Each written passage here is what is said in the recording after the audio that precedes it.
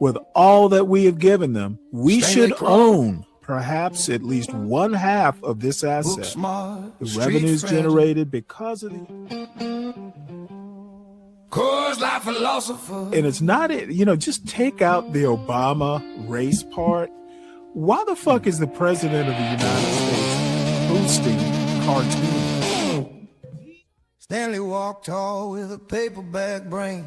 Well, I don't know what it was, but the thing is that if you ever go and you kind of read these people's biographies, fearing his shoes, library brave. The MAGA blacks, you get a bunch of MAGA blacks. That's what you get out of it, President. You get MAGA blacks who will put. I'm a drunk old man with a head shaped like a shroom. And then the other thing we forgotten is brevity. That's the main lesson I learned today. And I know I'm Stanley, bitch.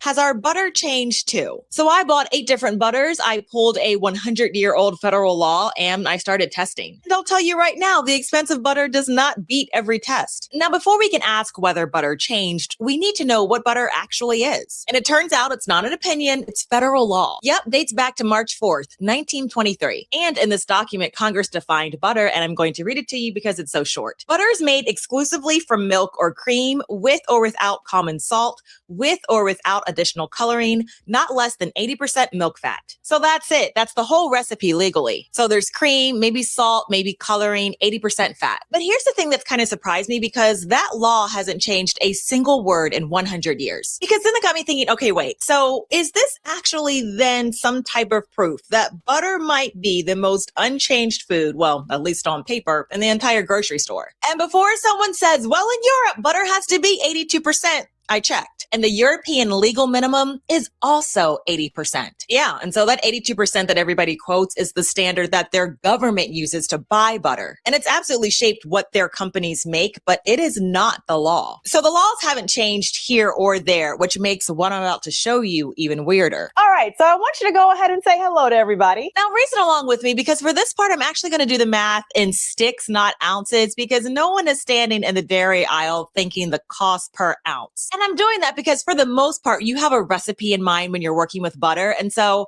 a stick is a stick. It's 4 ounces, a half cup. So that's why for this part, I want to focus on what a stick costs. So let's start with our budget wins. And first up is Costco's Kirkland's. Now you've got to buy 4 pounds at once, but it works out to 60 cents a stick. And at that price, this is the cheapest butter in America. But here's the thing, Costco will not tell anybody who churns it. Next up, we've got Aldi at 67 cents a stick. And now here's the thing that surprised me at the register. Aldi beat Walmart. That's right. Walmart's great value came in at 77 cents a stick. Okay, so now the brand we probably all grew up with, Land O'Lakes. And per stick of this, you're going to pay $1.12. Now let me pause right there and point out that for Land O'Lakes, you're going to be paying somewhere between 45 to 67% more per stick than the generic brands. And tuck this detail in your back pocket. Land O'Lakes is giving you sweet cream and natural flavoring, while Great Value is giving you pasteurized cream and salt. I'm not saying anything yet.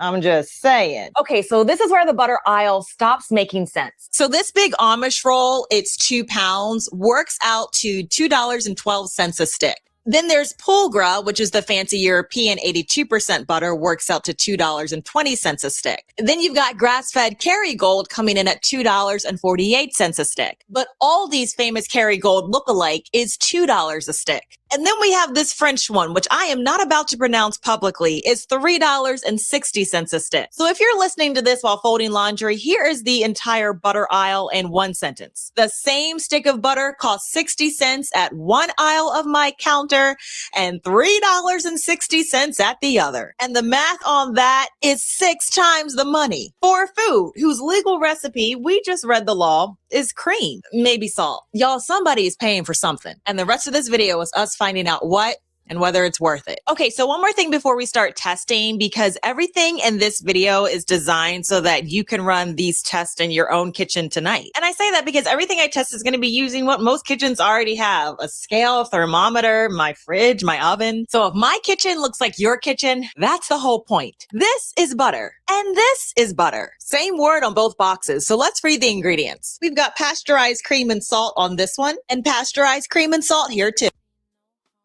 Let me stop this right here. It's at a good time.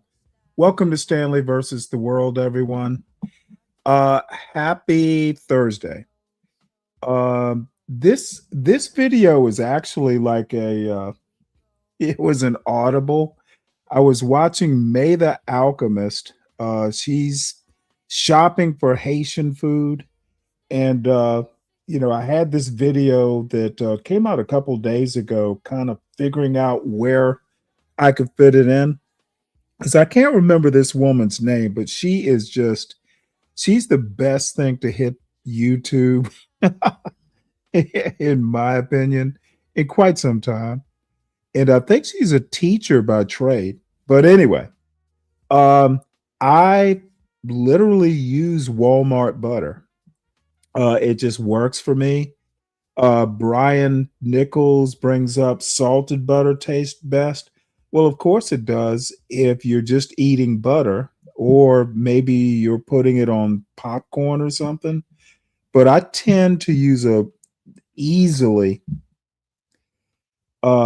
I'll buy, I'll keep 4 pounds of butter in the freezer and like 1 pound of salted, because I just don't use it that much. You can always add salt to taste. Sometimes you don't want salted butter. Sometimes if a recipe calls for it, I will, but not many recipes call for salted butter, to be honest. So it kind of, to May's point, and I kid you not, folks, I've literally been cooking. Like, I learned to cook, little breakfast for my sister and my brother. But since I was 25, and I remember the day, I remember the recipe I cooked, I remember the cooking show that literally inspired me to do it. I've talked about it before. Since I was 25. So the bottom line is, at this point, it's like 35, 36 years. Don't let cooking Indian or cooking Haitian or cooking anything.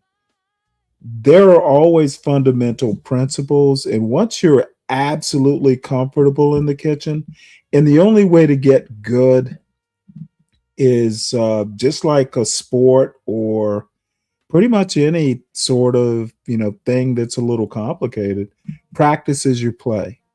And the only way to actually get good at it is to do it. Sometimes you cook things like bread, for instance. Dude, cooking bread in the middle of the summer is totally different. Well, not totally, but somewhat different than cooking bread or making bread in the middle of winter. Sometimes even humidity and temperature and all that stuff makes a difference.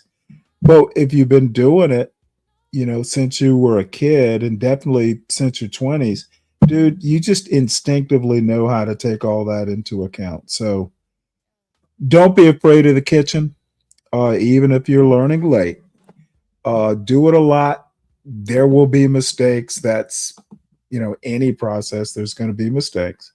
Always have like some ramen noodles as a backup. The same ingredients means they're identical, right? So I'm going to use 1 electric skillet at the same temperature. Watch this. Same word on the box, same 2 ingredients, 2 different behaviors. Which leads me to my first question.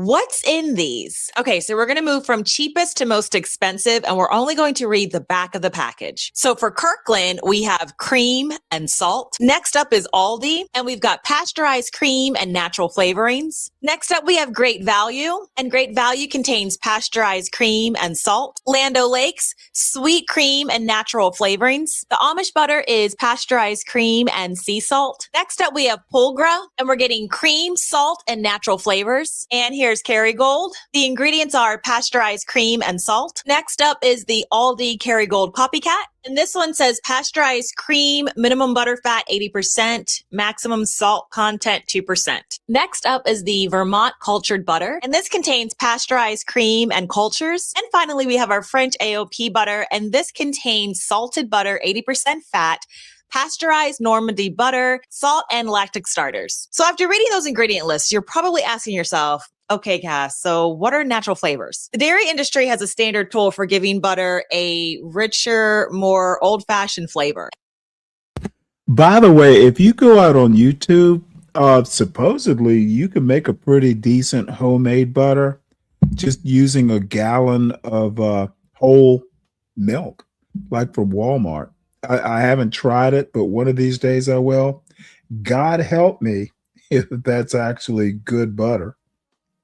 And it has a formal name. It's called starter distillate. And it's made by growing the same cultures used in cultured butter and capturing the flavor they produce. And in fact, it's real enough that the FDA defines it in the Code of Federal Regulations. But this is important because none of these labels tell us the exact flavorings that these companies use. Because y'all, the term natural flavoring, like legally, that covers a whole lot of ground. But this is why I keep sharing with y'all that we've got to stop letting the front of the package do all the talking. Because the question that I have is, why does butter need cultured flavoring added? That is, of course, unless butter used to make that flavor all by itself. Well, turns out that it did. All of it. And I can prove it because last night on this counter, I made the butter that your great grandmother knew. It's sitting in my refrigerator right now. And when you taste test it against a modern stick, the whole mystery of the label cracks wide open. If this is our first time meeting, hi, I'm Cassandra from the blog becomingafarmgirl.com. And I'm here to help you shop what's on sale and season and better yet, already on your shelf. All right, y'all. So here's our butter. Let's do a taste test. It's butter. It's very mild. And then there's a little a slight tang on the end. Now, did you catch that? Because I just proved something because this butter doesn't taste anything like the butter I grew up eating. So one way butter has changed is the flavor, even if the law never did. So what happened? Well, there wasn't some Tuesday in 1974 where Big Butter got together and decided to ruin breakfast. No, it wasn't anything close to that. It was actually refrigeration and machinery. Because once we could keep cream fresh and churn it the same day, factories just switched to fresh, sweet cream. And you totally get this because it was faster, it was consistent, and it kept longer. So then by the middle of the last century, that quiet, mild butter was American butter. So then the tangy kind, the original, became a specialty product. And as all this was happening, businesses were changing the shape around it. Because a century ago, Americans ate 16 pounds of butter and most of it came from somebody's farm. But by the 70s, we had dropped down to 5 pounds. Yeah, that was the margarine era. Oh, quick side note, but not really. So there was a time when some states made margarine dye itself pink so that no one would confuse it with butter. But anyways, fast forward to 2024, where butter has hit its most modern record. But what we came back to is now made by a... You can't fool Mother Nature. Yeah, I remember those 70s commercials, and Brian, I bet you do too. handful of very large companies. Because y'all, the number of farms we have has dropped in half since 2002 and 2019. Well, you know why? Apparently buttermilk, it's less, like if you're slightly lactose intolerant, buttermilk works better. It's kind of like sourdough bread. People who have gluten intolerance, sourdough, because it's fermented, it's people sometimes with gluten allergies can deal with sourdough. Kind of interesting. Changed, the butter absolutely did. The flavors changed, the makers changed, how the cows lived changed, which leaves the big question: is the stuff in the box different from box to box, which is exactly why this video has more than one test. Let's do the spread test. And I started with all of the butters going in the fridge overnight, and there's two reasons for that. The first one is fairness, because I wanted the same starting temperature. And then number two is that cold, hard butter is an indication that you have real butter. And that's because real butter fights you cold. So if something in a butter wrapper spreads straight out of the fridge like mayonnaise, girl, read that label again. I didn't make them spread cold because I already know how that movie ends. Everybody rips the bread and I learn nothing. So they all got the same 30 minutes on the counter. Same thing you do before dinner. And then we ask the real question, who shows up when I actually need them to? And y'all, look, I just used an everyday loaf bread, but every single one of them showed up. I was waiting for somebody to embarrass themselves, and y'all, really nobody did. Now, there are two honest notes. It's August, my kitchen is warm, and 30 minutes is generous to every butter on this counter. So I would say maybe run this in a January kitchen and tell me how it goes. But here's the thing. You might see one gliding a little dreamier than the others in this footage. I'm not saying which one it is. You decide. So on spreadability, I'd say it's closer than the internet promised, which makes the next question louder. Okay, y'all, so here's how I ran the bake test. And I want you to see this whole method because the method really is the point. So I started off with 3 bowls, I labeled them, and then I got my 3 butters. And I chose these on purpose from like different tiers of the case. So I went with Great Value, which is our, everyday kind of butter, and then Kerrygold, which is the grass-fed one.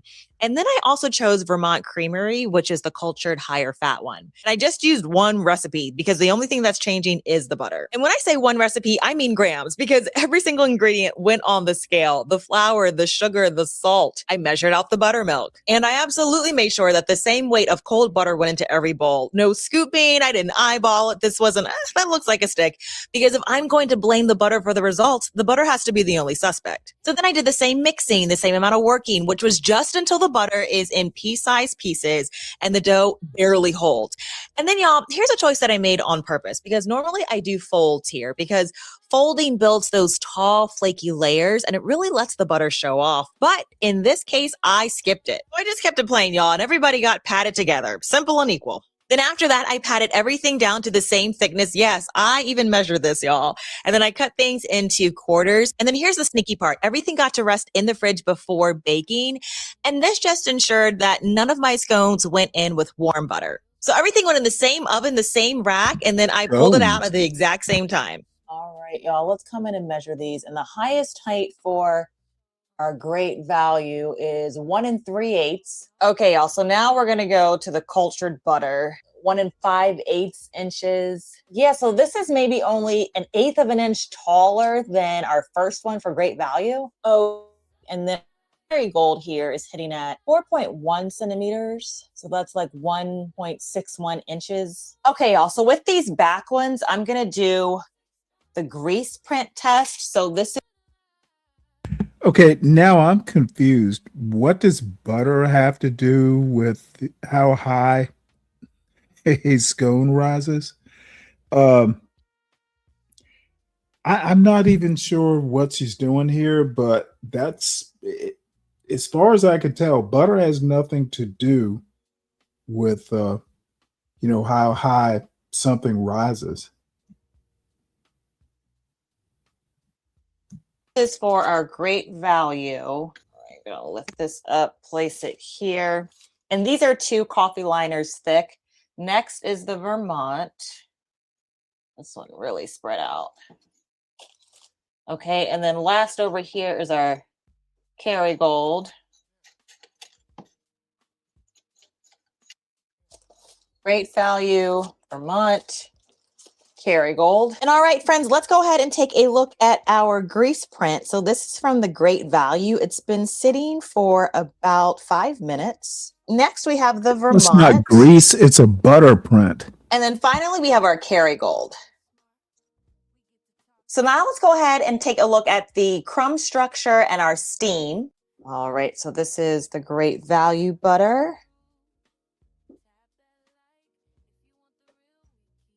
All right, here's our crumb. All right, our Vermont. Ooh. Oh, wow. Here's our Kerrygold. Okay, y'all, so now we're going to do the taste test, and I'm going to start with the Great Value. All right, so here's what we're working with. I feel like I just need like a glass of milk. I probably do need to pour myself one. Okay, so first, This is very moist. It's absolutely tender. On the outside, there's that good amount of like flakiness that you want. I do taste the butter flavor. It's moderate. It's not taking over. The sweetness too is coming through. Very moist. There's also a really good savory to salt balance too. Like that's really important. You know when it's off. One thing I also like to do is like, what does the mouth feel? Especially towards the very end. Yeah, it's moist. It's coating the tongue, top of the roof of the mouth. Okay, I don't have anything like in my mouth now. Nice, light, like little lingering there. Okay, yeah, so this is the Vermont. Okay, so we'll go ahead and take our first bite. Still very moist. Now this one, I don't want to use the word, it's tang, that's too strong of a word. It's softer, but in a very still satisfying way. Like the first one jumps out more at me where I could be like, butter undertone. This is a rich, it's rich. It's rich, but it's softer. The sweetness is what hits me first, rather than that sweet and butter, or like the butter then is like underneath of the sweetness. Really good. This is a creamier butter rather than a stronger butter profile. Excellent mouthfeel, good flaky texture. The texture on both of these it's excellent. This second one so far beats out the first. I mean, I would eat them both. Let's not get it twisted. I'm not saying that, but I like this one. It's a bit more gentler. Okay, let's go ahead and do the Kerrygold. Okay, so here's the Kerrygold. Go ahead and bring you in. And, okay. Much more creamy. The butter profile definitely is more upfront. Yeah, much more upfront. Still tender. All of these have been very moist. All of these. There's a richness coming through here that is not as strong as the first one, not as soft as the second. Like I feel like the first one was more like, but like this one, sorry, I don't know how that translates. I feel like it's more like bing, to hit the taste buds versus this one is like bite, enjoy, and it builds. Yeah, that's what I mean. Yeah, the sweetness, a really good balance here too. This has really good balance. Oh, I just turned the camera off and let me tell you, around like the crispy, like exterior, the edges, ooh, the butter is super saturated. Like in a good way. Ooh. Wow, that tastes so good. Okay, y'all. So I just gave you my interpretation of the results. Take that as you will. Now, a question that I get asked all the time is like, oh, like, what does Dre, your husband, think? And I'm gonna like have him come up here and do a taste test. But like, very honestly, y'all, here's what it comes down to. So I do taste tests like all the time on this channel, right? But like, I'm talkative, right? I'm talkative. I love to talk about food. And so I try to like really get into like the nooks and crannies of things. But my husband, y'all, like, he's very straightforward. He either tells me like, and not just taste tests, but like, you know, what I cook in general. Like, he's a man that's like, babe, it's good. I like it. Yes, this is good. Or he's like, I don't know, it's missing something. Like that's pretty much it. But I will go ahead and grab Trey. All right, babe. So here is the first one. Go ahead and take a bite. Flavor, mouthfeel. It's good. It's good. Okay. Now, was I right about my husband's reviews or was I right? So if the man says that something's good, that's exactly what he means. The rest of the evidence is, well, his plate or the crumbs left on his lips or the stain on his shirt. But whether you prefer my verbosity or his brevity, we're pretty much saying the same thing. The difference between those scones wasn't $8 worth. No, yes, one was a little richer. But if it's twice the price at the register and only a 5% difference in the pan, now don't hear what I didn't say. Because I'm not telling you to throw Kerrygold in the street. No, not at all. What I'm really telling you is that butter differences are job specific. And there are jobs where good butter absolutely earns it. One of them being croissants, where you have that laminated 1,000-layer situation. Or when you're finishing a steak where the butter taste can't hide. You know, things where butter's high fat flexibility really is the entire game. Y'all know that I investigate the staples, flour and now butter, because what's going on with our food is a real concern around here. And here's the truth. I love cooking from scratch, but I'm also not trying to be Betty Baker 7 days a week, especially here in August. So So when I'm not making my own bread, I want it from someone who makes it the way that I would. And so that's where today's sponsor, Wild Grain, comes in. Wild Grain is a bake from frozen box, real sourdough breads, pastries, fresh pastas. And what really sold me is who's making it. They partner with small bakeries across the country. Because y'all, we've gotten away from knowing our baker in America, and then we've wondered how our bread got so bad. And it's an undeniable fact that the countries with truly good bread never lost their local baker. And so this is the closest that I found to getting that back. Shipped. Everything shows up carefully packed and still ice cold, and the whole system is exactly my speed. Unpack it straight into the freezer and bake what you need when you need it. And we're talking 25 minutes or less, straight from frozen. And because freezing does the preserving, the ingredient list stays short. No preservatives, nothing I can't pronounce. And friends, let me tell you, the sourdough is the real thing, slow fermented. And as somebody who bakes, I can taste the difference between made with real ingredients and manufactured. This passes. A freshly baked croissant turns a Tuesday bean salad into an actual dinner. My husband has also claimed the ham and cheese croissants as his personal property. And the blueberry muffins next to eggs and bacon, girl, that's a Saturday morning. I would make all this stuff myself if I had endless time, but I don't. And this doesn't feel like a compromise. And oh, since we're on the topic of butter, Wild Grain makes their own. And y'all, they did not phone this in. It's a slow churned French butter from La Gaule, a family run creamery in France that's been making butter for over 100 years. 100% from grass-fed cream, cultured the old way, finished with French salt and churned in actual barrels over a 24-hour process. Do you hear what I'm saying? We've spent this whole video learning that that was the type of butter America stopped making a century ago. Yet there's a 100-year-old French family that just never stopped. Y'all, almost no one churns butter like this at all at any price. So if anyone's wondering what the original tastes like, they'll put it in the box next to the bread that it belongs on. Because y'all, they just don't do bread right. They do butter right. So if you want to try them, click the link in my description and use the code BAFarmGirl. And you'll get $30 off your first box and free croissants for life. Yes, you heard that right. Croissants in every box. Free. Forever. That link's below. It's time to break out the scale. I boiled 8 butters down to find out. So y'all want to know something, because this is the reason why I'm doing this all myself. So a couple of years ago, Canadians noticed that their butter wasn't softening on the counter anymore. And the internet immediately convicted one suspect, which was palm fat supplements and cow feed, which actually sounded airtight. But then when scientists got into it, it got messier because the expert panel couldn't pin down hardness on palm oil. Because y'all, it turned out that no one had ever even collected baseline data on how hard butter used to be. Yep, I'll say that again. So the data to prove that butter changed was never collected. And that's what I think is the real scandal. And so that's why I am weighing melted butter in my own kitchen. Because apparently sometimes if you want this kind of data, you've got to collect it yourself.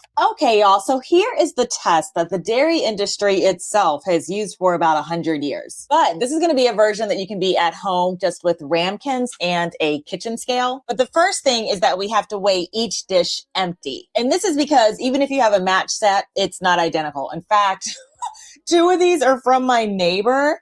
So let's go ahead and weigh these out. So I'll show you what I mean, and then I'll share the way that I'm going to keep track of all these weights. So look at this.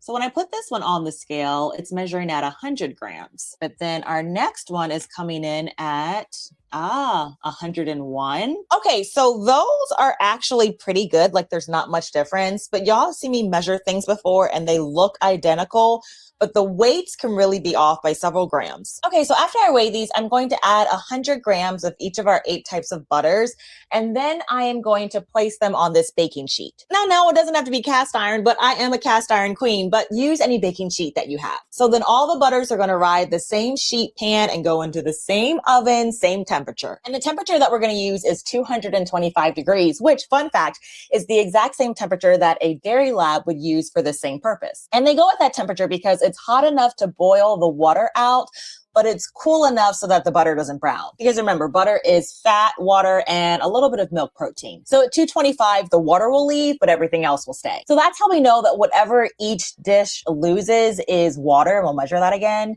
But that's water that you paid butter prices for. So to keep track of what's happening on this pan, I made this diagram. Just work with me because I am not an artist. So this is like the outline of the pan. And then these are the 8 ramekins that we're going to use. And then, I'm going to be kind of snarky here.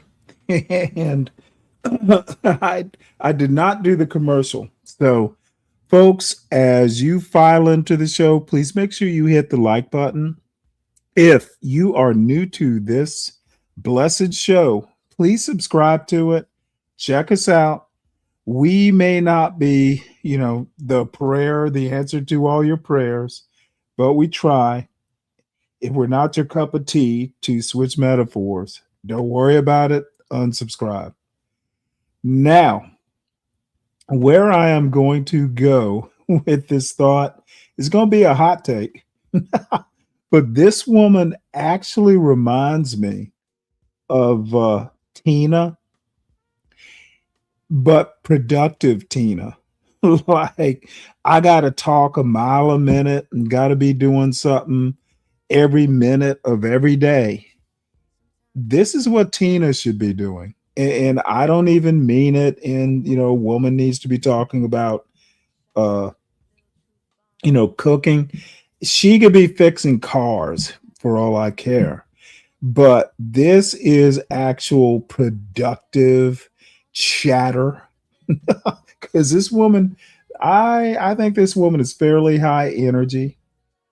And who knows what she's like off camera, but knowing or the few experiences I've had with Ms. Tina, yeah, this is what she should be doing, or something where she can just talk her stuff and be funny and ebullient is a word.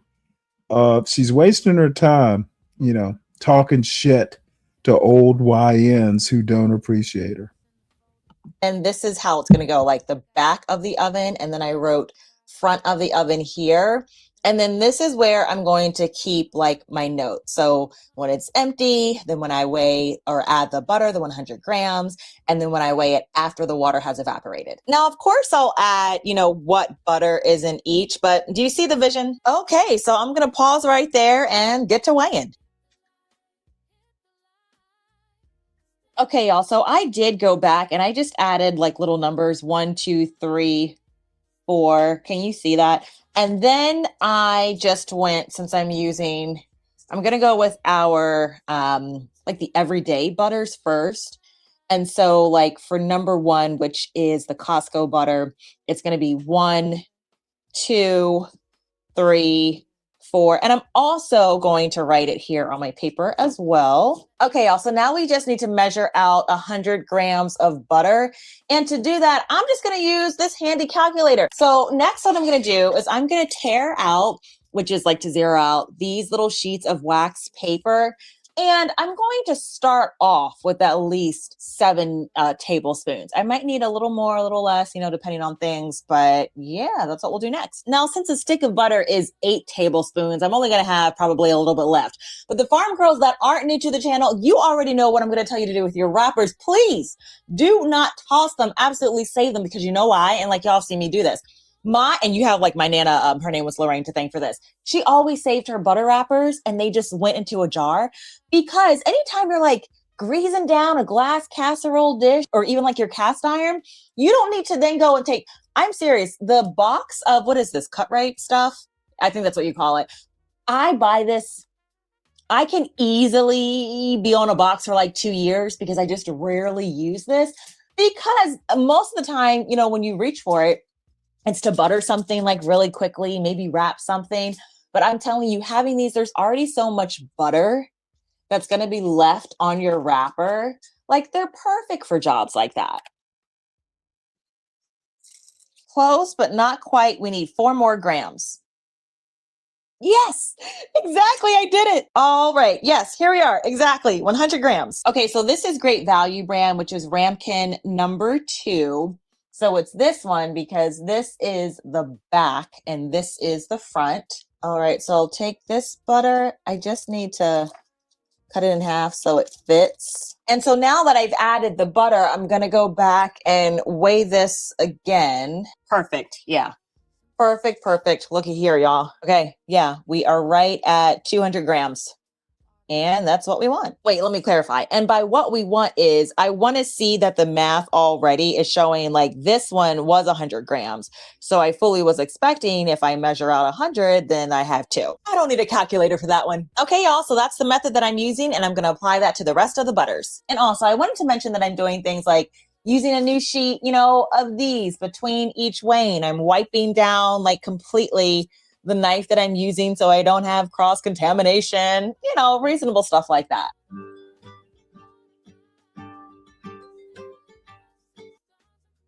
I'm also going to say this woman has to be a chemistry teacher. She's speaking a language that I actually understand about cross contamination and, you know, wow. I'd have to figure out, and maybe I'll write her. She's got to be chemistry is going to be my first guess, or some sort of biology would be my second guess. Cross contamination.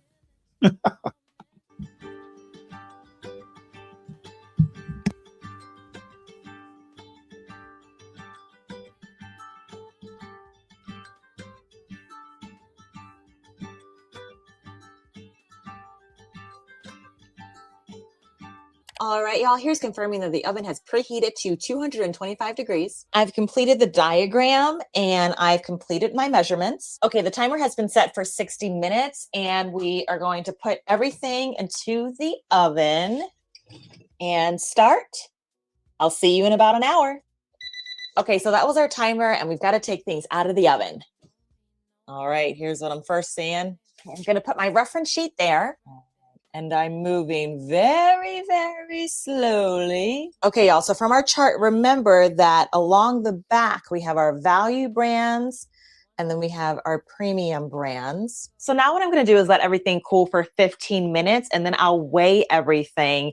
And I'm going to call that weight 1. But then after I record the weight, I'm going to put them back into the 225-degree oven for another 15 to 20 minutes, pull them out, let them cool, and weigh them again. Because then after weight 2, I can compare the first weight from the second weight. And so here's what I'm looking for. If there's no significant weight difference between 1 and 2, then I know that they have essentially like stabilized. But if there is like a weight difference that's happening, then I know that maybe it hasn't stopped yet, like it hasn't stabilized.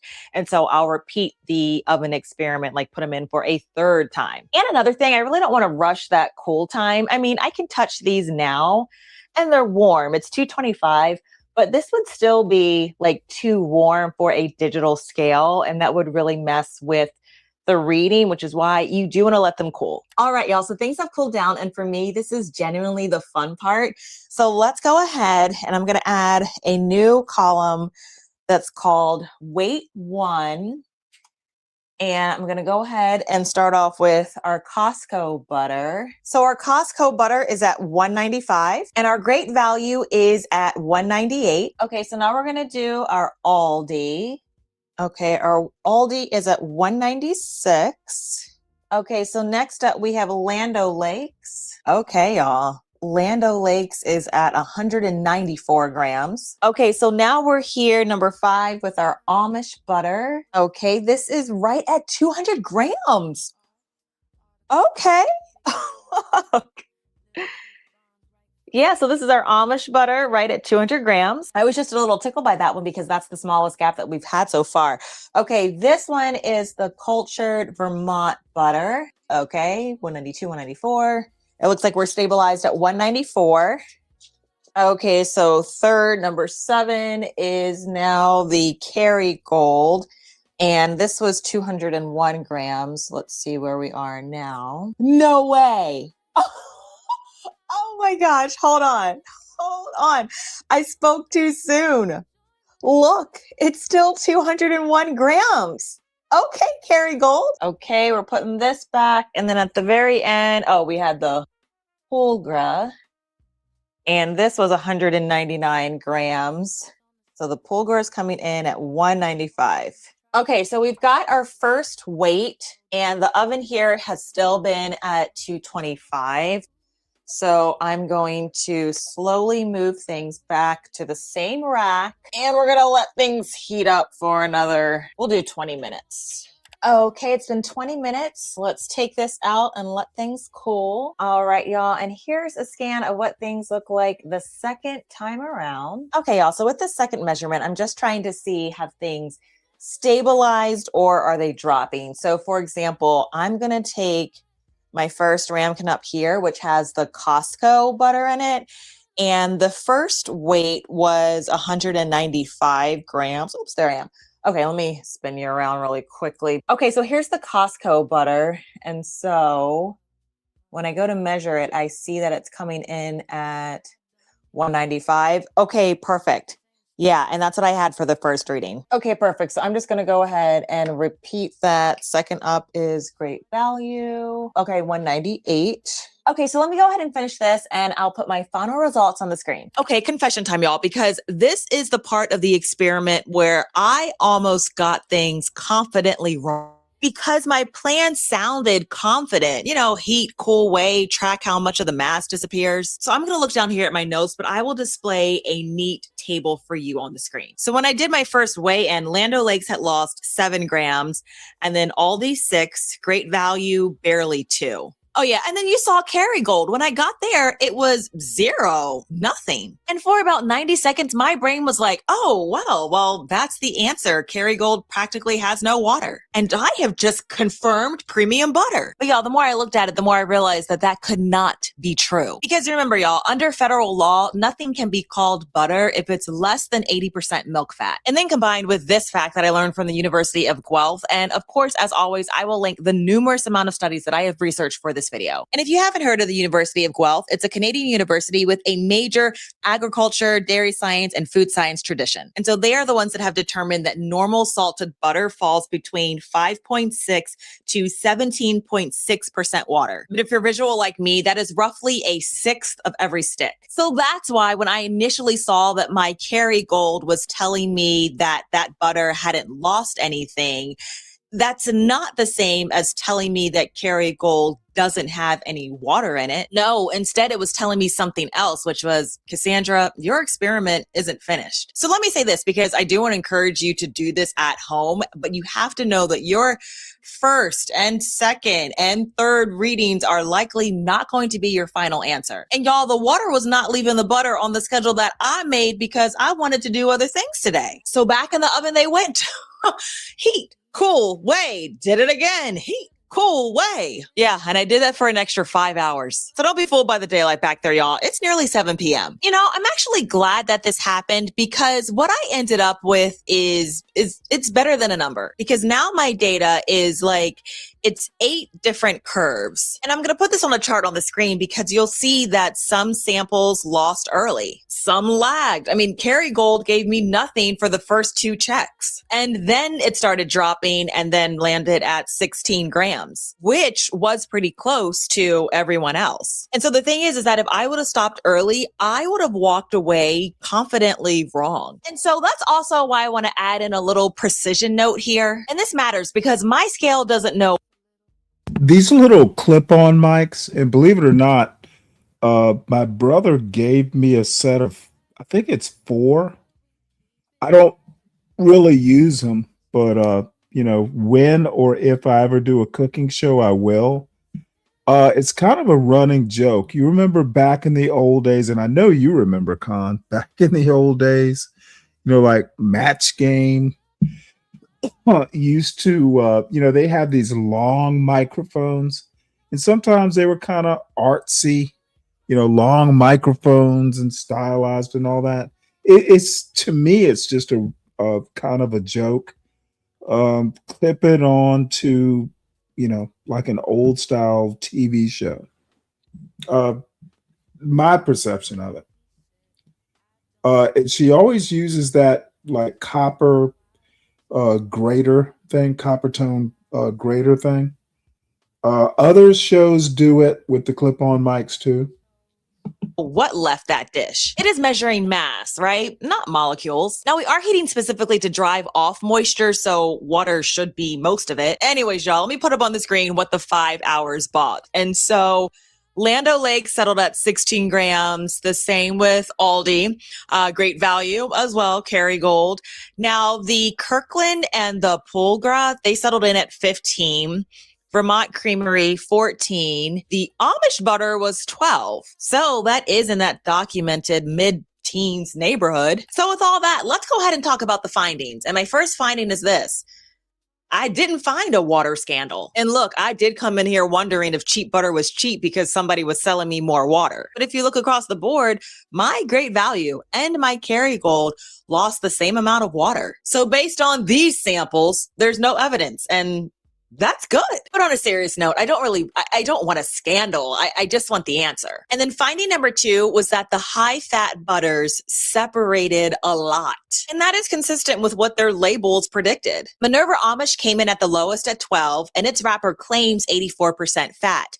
More fat leaves less room for water. That's the label doing its math in public. But then again, big old asterisk because my scale reads in whole grams. So in my mind, 14 versus 15 versus 16, to me, I'm going to have to put that in the tie category because it's so close. So yeah, the Amish butter was the one that was truly far off. And I found that to be interesting. Now, I'm not going to say that that's a brand-wide claim, but finding number 3 was likely my favorite because whatever Kerrygold's premium buys, it is not less water. Because remember, it had a similar loss as the budget sticks. Okay, so I also want to talk about limitations. So what I ended up with are observable losses rather than final percentages. And I say this because I don't want you chasing my numbers at home. Instead, you have to watch for your weight to stop changing. Now, the biggest limitation is this.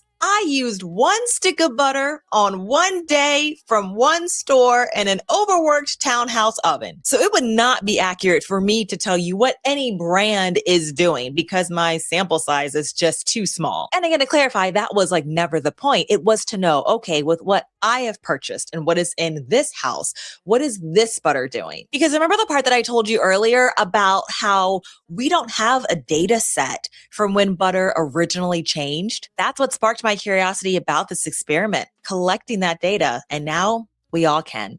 I know what some of y'all are thinking. Okay, Cass, but what about the Kerrygold wrapper controversy? What about the claims that butter's being cut with vegetable oils? What about grass-fed versus conventional cows? Or organic? RBST. I know. I've heard those stories too. And because this is a video about how our butter changed, I don't want to pretend like those questions don't exist. So I'm going to share what I can actually substantiate.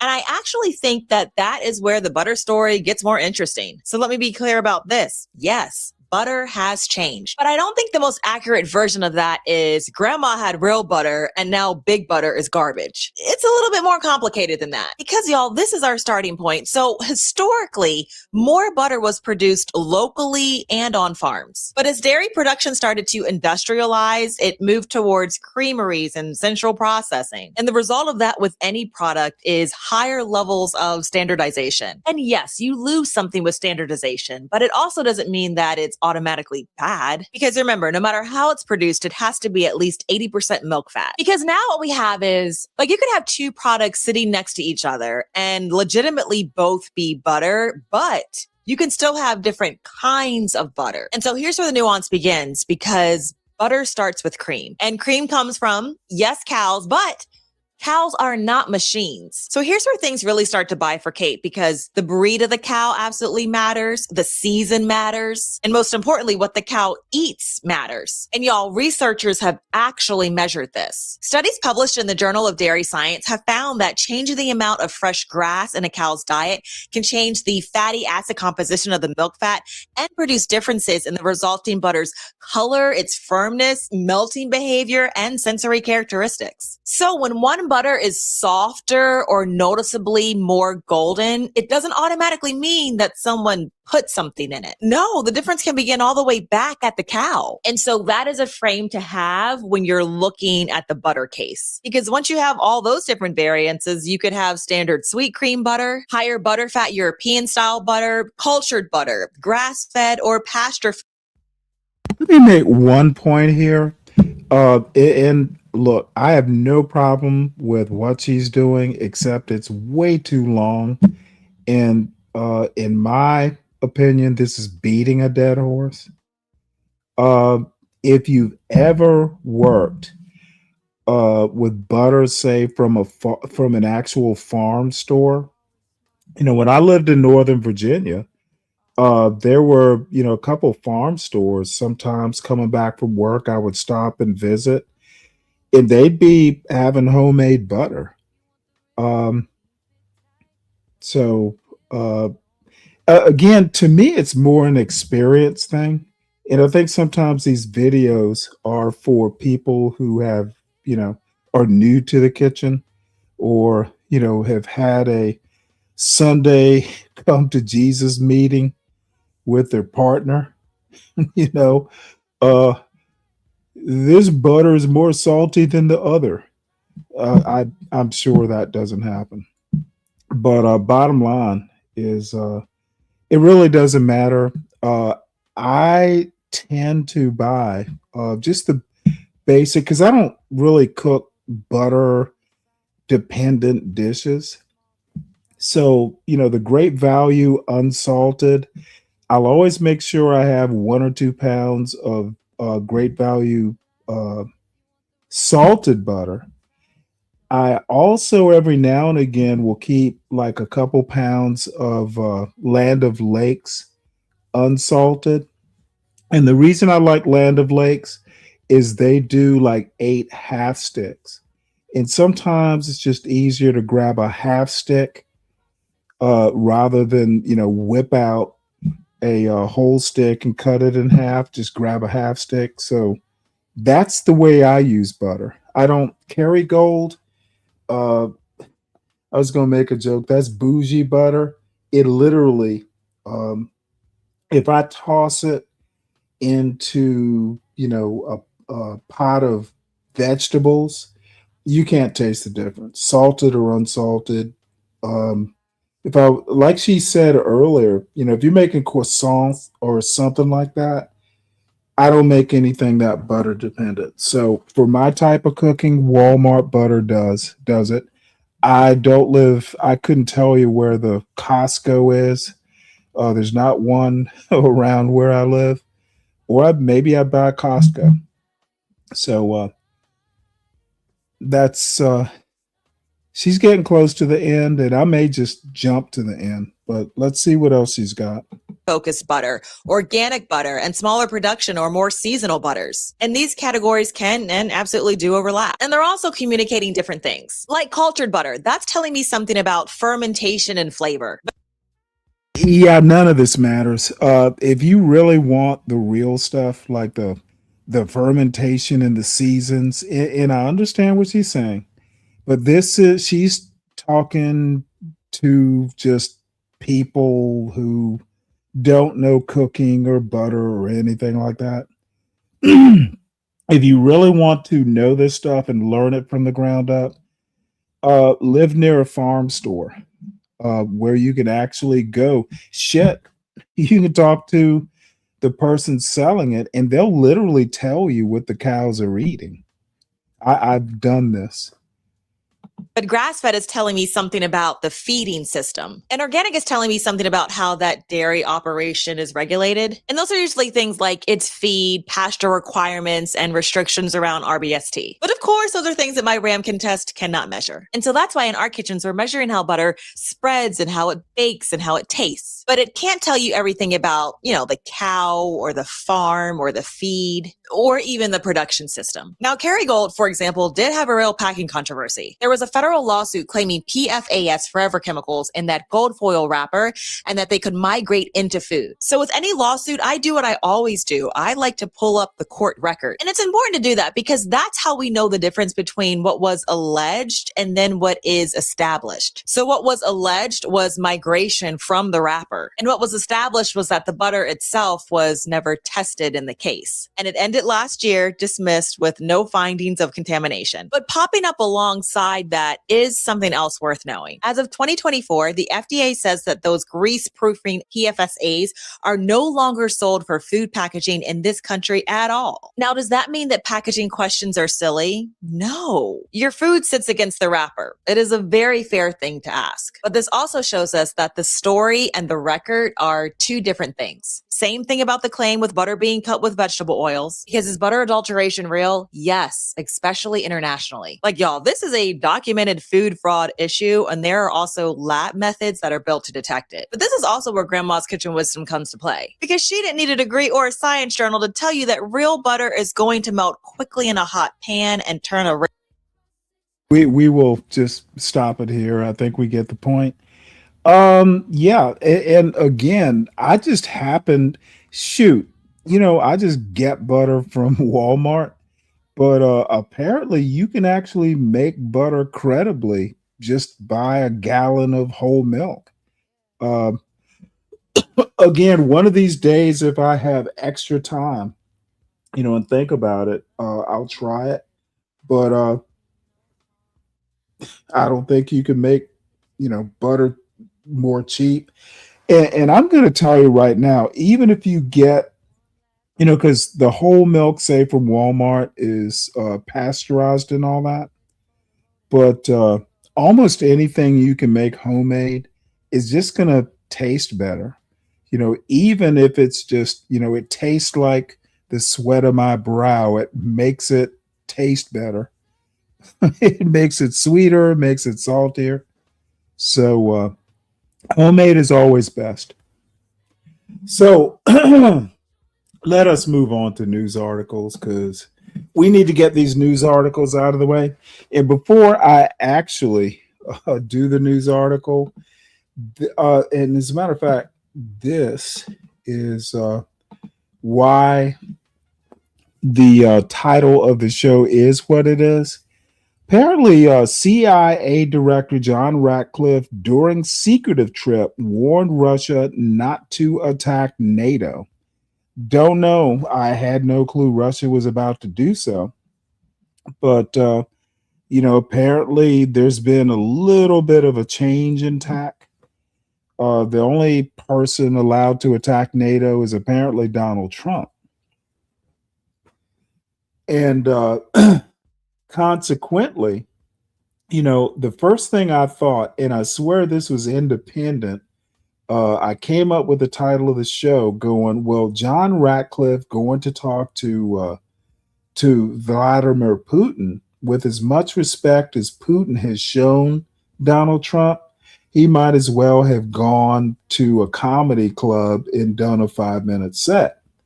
Well, little did I know, there is actually a Moscow Improv. Like there's several locations in and around Moscow. So who knew this? And the little picture as the thumbnail is from the Moscow Improv website. So just I had no clue they even had comedy in Russia, but now I know. So anyway, Putin's going to do what Putin wants to do, and I just don't think that Donald Trump is going to have much influence. So let's listen to this news story. This morning, we're learning new details about CIA Director John Ratcliffe's secretive visit to Moscow this week.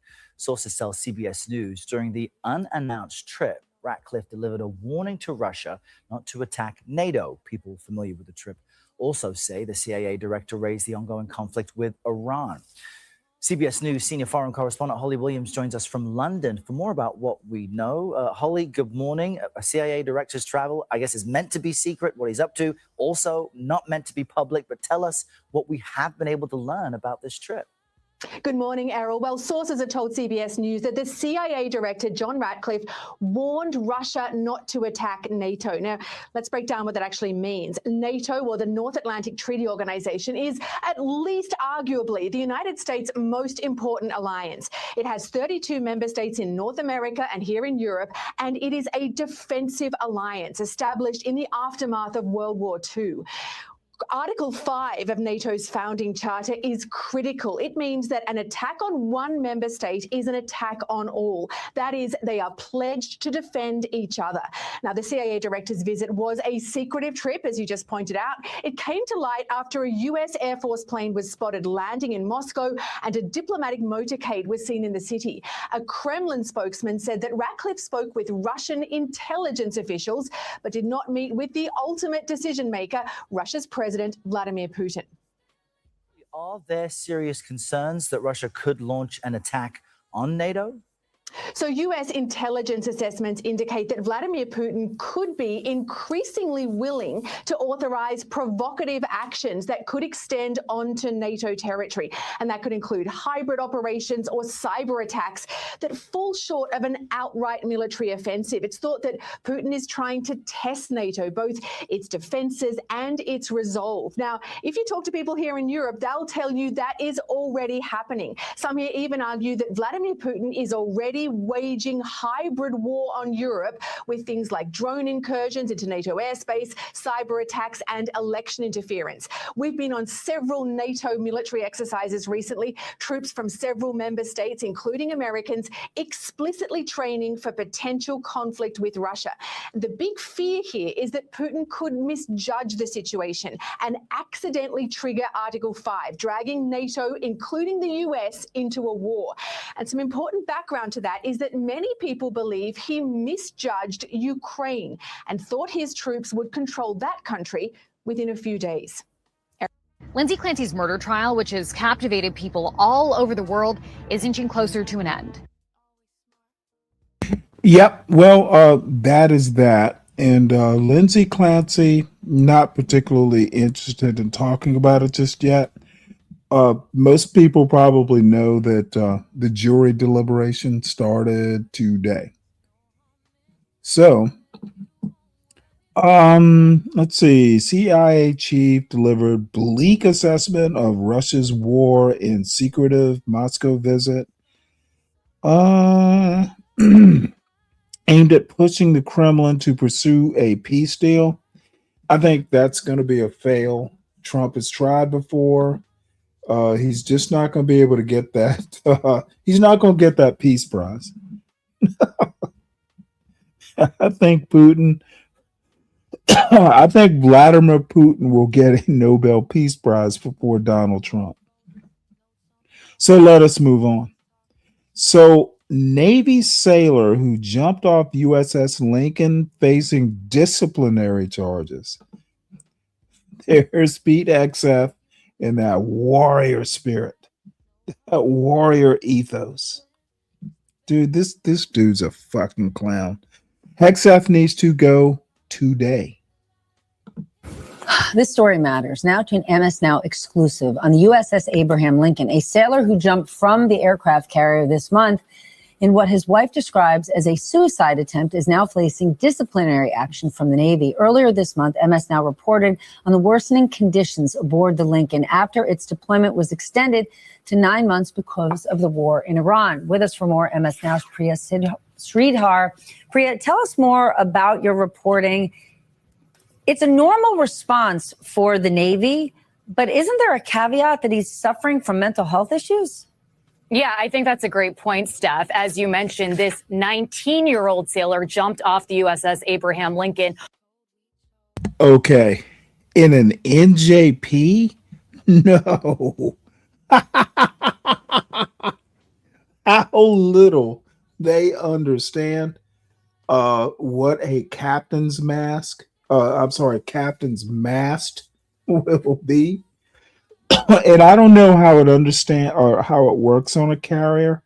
I don't know if the actual captain's there. Might be the XO. One of the carrier sailors in the audience will have to tell me, but I know on the destroyers, the smaller ships, it's literally going to be the CO. And I have been to several of them. In the 5 years, sometimes they were my people, my men in front of the captain, and they never asked about mental state. Now, that is literally 30 years ago. Things have changed. but they're not going to ask, what were you thinking? They're going to look at the charges. They might ask why he did it. They're depending on the captain, but if I were the captain, I would do one of two things. I think the best thing you can do is just discharge this sailor. Be done with it. Just discharge him, give him a general, whatever, the highest discharge you can get away with giving. He doesn't need to be in the Navy if he's going to be that just erratic. He doesn't need to go to Leavenworth. He just needs to be out. On August 3rd, and he's now facing disciplinary charges. He's essentially being accused of violating two different articles of the Uniform Code of Military Justice, one for what's called malingering, which is essentially when a service member fakes an injury or illness to attempt avoiding work, duty, or service, and the other article. Hey, CKJ3, I was hoping you'd be here. Because I honestly don't know how captain's mast works on a carrier. A lot of people and only one two. There'll be like several captains, but the XO and the CO are generally 06s. At least the way I understood it. And there may be a captain who's maybe like a reactors officer, but it would be a newly promoted. How does mast work? Does the actual CO of the carrier do it? It kind of seems like that. You tell me. I don't know. But they say he jumped off USS Lincoln, not attempted, but actually jumped. I'm just looking at the headline. Is for allegedly leaving his work duty station without the proper authority. So now he's facing this non-judicial punishment process, which could cut his pay in half. Now, this young man actually had a baby back in February when he was on this deployment. He also has a 3.5-year-old son. His wife has told me that he joined the military to provide a better life for his family and some financial stability. And when he first jumped off the ship, she said that she frankly wasn't surprised that he did, because he had been texting her since about the middle of his deployment, expressing. Okay, I'm going to hear this out, but when he started texting her that shit, who did she get in touch with? It's like, oh shit. I would love to know that. And it's not on the wife to go, oh shit, let me call the captain's wife or, run this up. Civilians don't necessarily think like that. But as I said, let's do a hardship discharge. Let's get this dealt with in the least, harsh way possible. I'd love to know his rate and rating.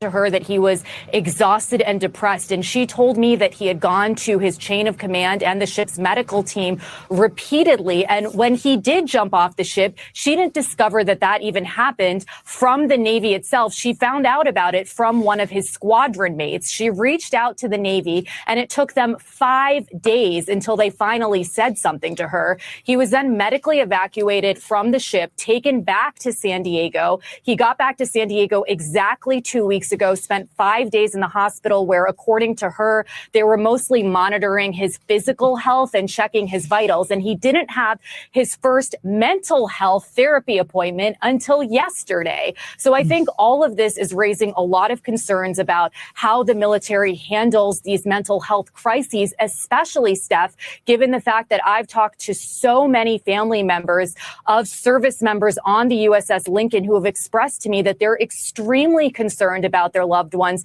mental health, given the fact that this deployment has gotten repeatedly extended and they're facing so many difficult conditions, including food and supply shortages.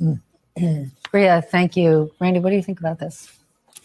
I mean, I don't know that much about the military and the rules, and it seems like there's always been sort of, it's a rule-based job, right? But I can't help but think about Hegseth specifically and his machoism, in this role, and how he has basically said that anyone who is different from the ideal of this like very male, strong, straight, just this figure is not worth it, does not belong. And so I can only imagine that Priya's excellent reporting, she's owned this story. So we need Hegseths as males in all 4 or 5 branches. And we need, and yes, I'm going to say this because it will be a hot take, we need RLMs as the females who are just, secretaries, basically the support staff. We need busty administrators who are supporting the Pete Hegseth warriors, and that's how you build a warrior ethos. Probably, I can't imagine Hegseth would feel anything but like, great, get him out, slap him with it. There's no compassion there. And I just think it fits in very well with Hegseth's Department of War. But Hegseth, he's trying to make an example of this then. How many people are going to jump off of an aircraft carrier in the middle of an ocean? There's not like there's an island or some, dinghy boat that you can hang on to. This was clearly a suicide attempt, or at least a just profound cry for help. And he pays no attention to this. He's like, hey, CKJ3, and I know you know this, but I have been in the every now and again, and it might have been the Roosevelt, the times we did it, dude. You have whole ass destroyers and cruisers and subs and support ships. Dude, it's almost like a beehive. That carrier is the queen bee in all the destroyers. There is literally a station off the port and the starboard of the carrier called Rescue Destroyer. So if somebody falls off, and there's a man overboard, because it'll take a fucking carrier miles to do a man overboard drill. Like, the way destroyers and cruisers and the smaller ships, there's a whole fucking procedure that we used to practice, to get back close to where that person might have fallen off the ship. You can't do that with the carrier. You got 2 fucking destroyers and several other ships just waiting for that to possibly happen. So, but I don't know that I would give him, I don't know that you want to do it dishonorable though. Give him a general, man. Give him a general or hardship discharge or something. You're just too cruel there, Admiral. Let's throw the book at him. Well, I think because he's got this warrior mentality. Point, right? Ryan, let's talk about why the USS Lincoln is still out there. It's this war. We're now approaching 6 months. The president, while he's saying mission accomplished, while he's claiming the Strait of Hormuz is open, which it is not, he's also saying he is in no hurry to restart talks with this country. Are we just trapped in this situation right now? Well, this is an example of how President Trump sent the Navy to war without a plan. And the goals that he set out for have not been accomplished. The Lincoln, which was supporting strikes against Iran, but also protecting U.S. bases in the region and allies in the region, was out there and extended because the Navy hadn't had the time to prepare for this scale of deployment. And now the Lincoln is heading back to its home port. It's been relieved by another aircraft carrier, but 2 of the destroyers, as Priya has reported, 2 of the destroyers that have been out just as long as the Lincoln and had the same supply shortages and troubles with morale are having to stay out there because the Navy didn't have a plan for replacing them. So this is an example of President Trump and Secretary Hegseth sending the country into war without thinking through the long-term implications. And they're sending the Lincoln to Thailand after 250 days at sea. It is not one of the countries that's known for constrained behavior among people who have been isolated for as long as they have been. And so, there are all kinds of attendant risks that go along, not just with the length of deployment, but where they're stopping off first. There's not like they're going to get health checks. They're not going to get mental health checks. They're not going to get physical health checks. They're going to be, they're going to have shore leave in a place that, was probably not optimal for a group that's been at sea all this time. Let me ask you about another consequence from this war. U.S. diesel, not just prices, but supplies are now hitting a seasonal low in terms of supplies. What is the impact of this? So this means higher food prices, higher shipping prices. Again, no break on groceries. Yeah, we're getting away from what I want to talk about here. Yep. Well, we know what's a coming. Winter. What's the show that goes winter is coming? Winter is coming. So let's shift gears. ICE officer charged in Minneapolis shooting. Released in Texas after immediate extradition rejected. Well, Minnesota wanted to, this is the ICE agent who was found to have lied about the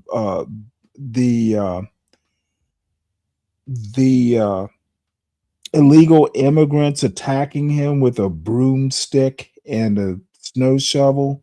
He shot through a door and shot someone in the leg. And it was kind of brutal because the original story was he was attacked. Well, he did the attacking.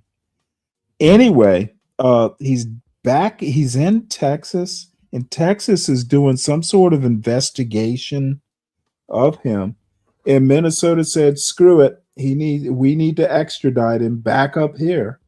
And a judge said, nope, can't do it until Texas is done with him. And they released him from jail. And supposedly he's kind of a flight risk. And I was listening to Latino for Trump's show earlier. And these idiots were talking about no bail, no bail. You can't have a criminal with no bail. He's got to have bail. Well, this motherfucker doesn't have bail in Texas. He obviously lied. Probably not even employed by ICE anymore. They just let him out. No bail to keep him there, or maybe he paid bail. So anyway, he is a flight risk, a known flight risk, and Texas has released him. And I keep thinking, what is the Willie and Waylon song? All the federales say. All the federales say they could have had him any day. I have to go back and listen to that song. It's a great outlaw country song, by the way. So let's see what else we got. And there are not many news stories left. Janine Pirro hit with bar complaint over bid to indict Democrats in illegal orders video. Yeah, the chickens always come back to roost. And Donald Trump's Justice Department, substandard, he has taken, and I'll say this for the 1,000th time, Donald Trump has taken crown jewels of the cabinet like defense and justice and state, and he's just turned them into a golden toilet. So the U.S. Attorney for D.C. hit with a bar complaint. Now, I don't think anything's going to come of it, but they're just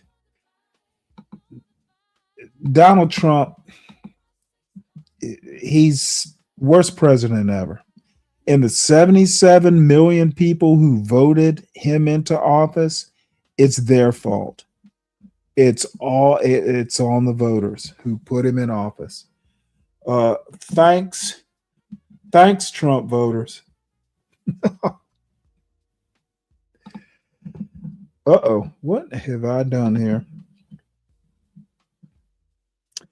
So, in a defiant, and I am happy to say, Carney is going to keep my maple syrup prices low if he can. Canadian PM Carney says Lake Ontario will continue to be called by that name.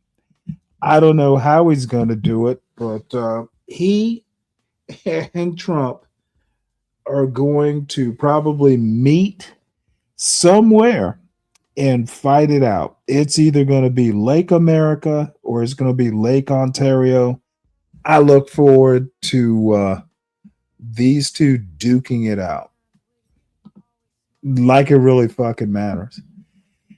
So that's all the news stories. So let's do a quick commercial. Everyone, please make sure you hit the like button. Please.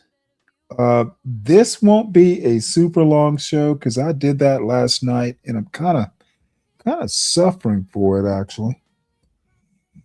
Little tired. But this is what we got. Now, this is going to bore you to fucking death, probably, but I'm going to watch it anyway. This is the Coleman Hughes arguing, or not arguing, interviewing this Jason Arday scandal, which I'm not even remotely interested in, to be honest. But the topic actually interests me in, and I want to see how Coleman, the hey, let's be colorblind Hughes, handles it. Title: Nathan Kovnas on race IQ and the Jason Arday scandal that made him famous. So supposedly this is the dude who got Jason Arday into trouble. He's the Cambridge scholar that was accused of plagiarism or something like that.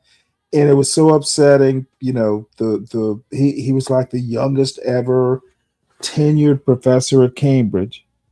And this dude like exposed him as some sort of fraud. And who but Coleman Hughes could possibly actually have an honest interview talking about race and IQ? I can't think of a better young man to do it. And it's longish. May not even make it through the whole interview. But I tell you right now, I'm going to be drinking some Guinness Stout watching it. I may have pithy comments. And the link is dropping every now and again into the chat if you want to come up and participate. By the way, just another mention. I think most of the wrench holders or shield holders that are here know. Type if someone asks for the link or you want the link, just type !drop, all one word, and the link drops. So spread it around, pass the word.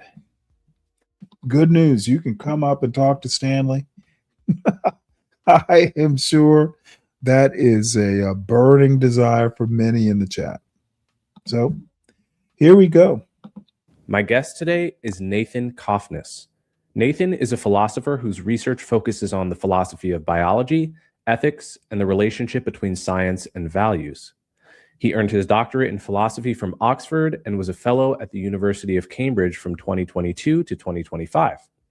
He currently holds a postdoc position at Ghent University, though that appears to be somewhat in jeopardy for reasons we discuss in this episode. Nathan was instrumental in exposing Jason Arday's fraud on Cambridge University and the BBC, and he has recently made the rounds on the podcast circuit as a result.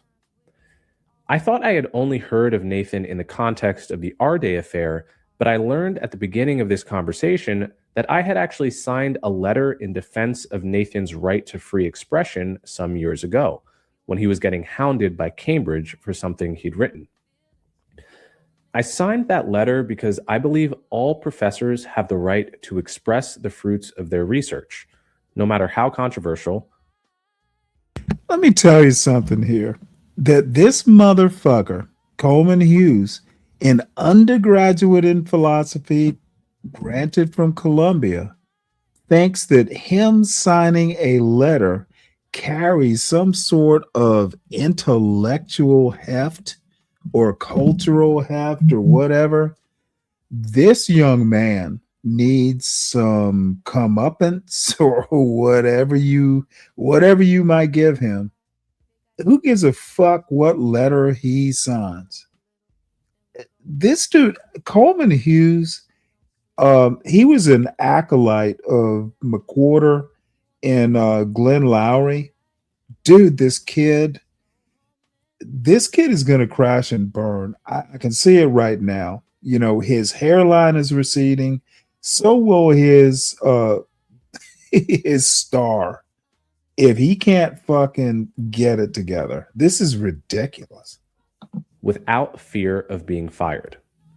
I would sign it again today in defense of Nathan or indeed any other professor in a similar situation. That being said, I think there's a big difference between defending the right to free expression and believing that all topics are worthy of discussion. And that is what Nathan and I spent most of our time disagreeing about today. Nathan is a self-described race realist. In particular, he believes that elites in the West should, at least to some degree, spend more time exploring the research on hereditary racial differences in intelligence. He was careful to clarify that this topic should not be mainstreamed or talked about on cable news, for instance, but rather that it should be known and discussed among the real decision makers in society. Why? Because if we don't talk about race and IQ, Nathan argues, we are left with one option: wokeness. As you'll hear in this episode, I don't agree with Nathan. I don't believe that American society, or Europe for that matter, exists in a forced choice between wokeness and the bell curve. And I think that both of those philosophies collapse into interracial conflict and division the moment they do become mainstream. But before I run the interview, I want to read the section on race realism from my book, The End of Race Politics: Arguments for a Colorblind America. I'm reading this because I organized my thoughts pretty well there, and I want listeners to understand exactly where I stand. So here goes. Population genetics is among the most controversial areas of scientific inquiry. To be curious about the average genetic differences between populations of humans risks accusations of racism and race science. This is an understandable. Okay, let's just start with the first sentence.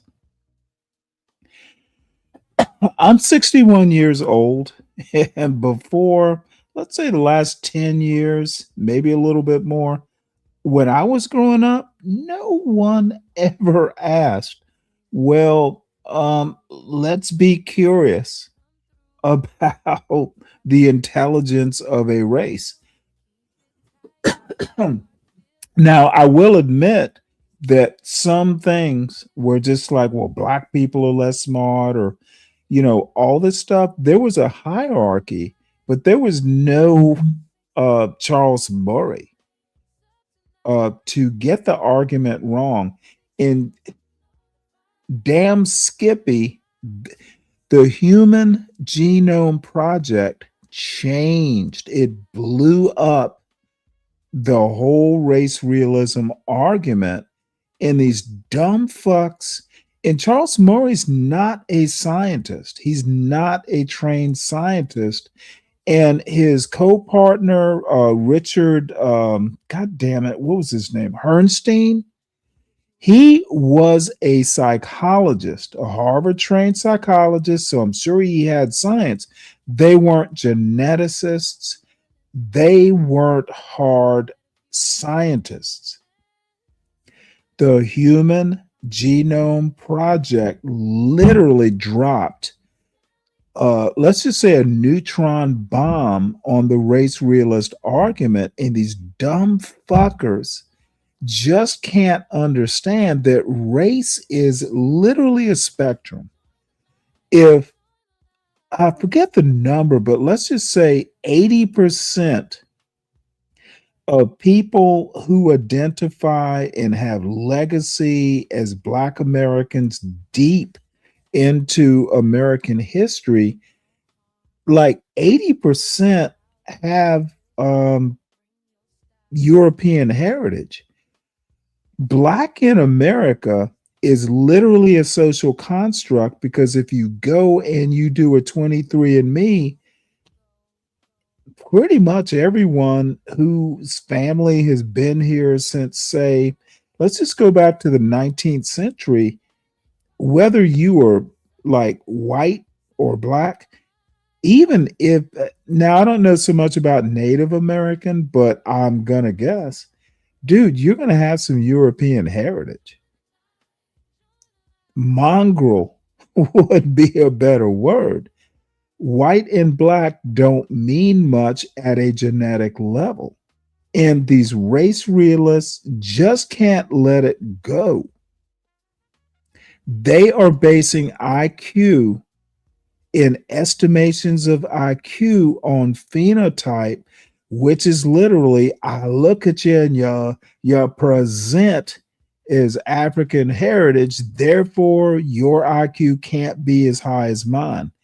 You hear this bullshit every time our racist grandpa Be Brave talks. The motherfucker literally has never done anything in his life, but he's a psychologist. I should have been he called himself a psychiatrist, like an MD. I should have been. He literally didn't say I should have been. I am. I should have been a sociologist. I should have. Motherfucker, you were barely a high school graduate, according to your own story. The fuck are you talking about? And the people in John Galt's audience are just lapping the shit up. They're fools. Be Brave is a fool.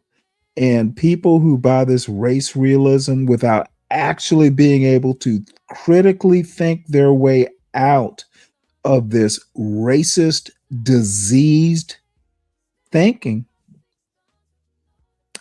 they'll at least, when they come over here, get a good sound mocking. Result of a recent history of race science run amok. In living memory, countries have used race science to support legally enforced separation of races, bans on intermarriage and sex, forced sterilization, and other heinous policies.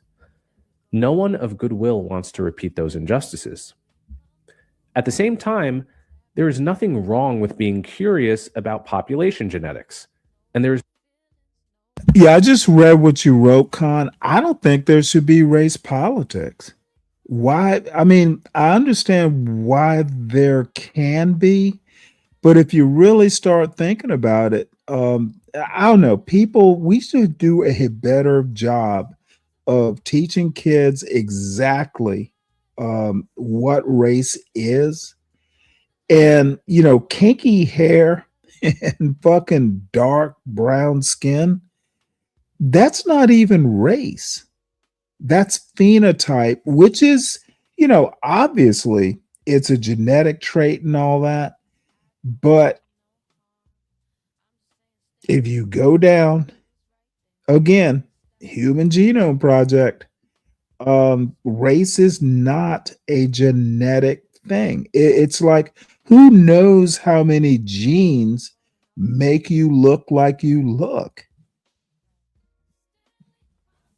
Who knows?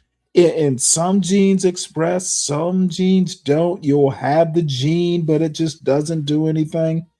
God damn, it's so complicated that it's awesome. It's scary, but dude, Race realism is just, it's literally like the Three Stooges. Look at the grouse, look at the grouse. There's nothing wrong with applying the tools of scientific inquiry to the question of genetic differences. When it was discovered that some descendants of Europeans have Neanderthal DNA, or that some populations are more likely to be lactose intolerant than others, these reports went viral. Their virality is a testament to how common and indeed normal it is to be fascinated by this topic.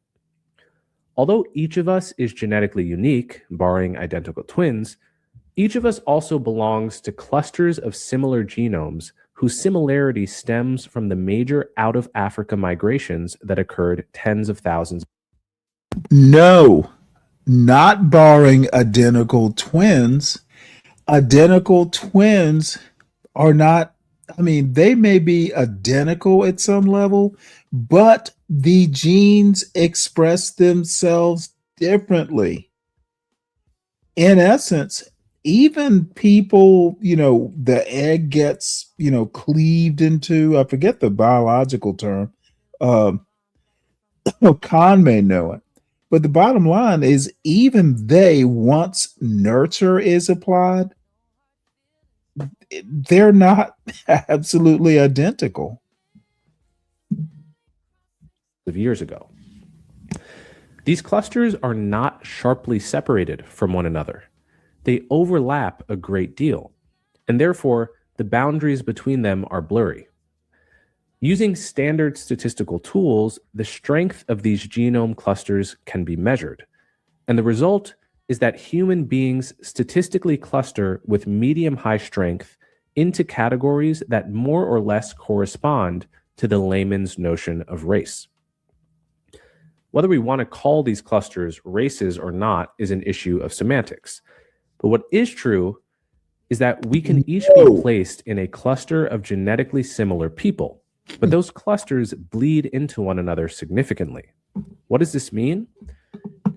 Well, see, I'm going to call it not a matter of semantics, and I guess you could.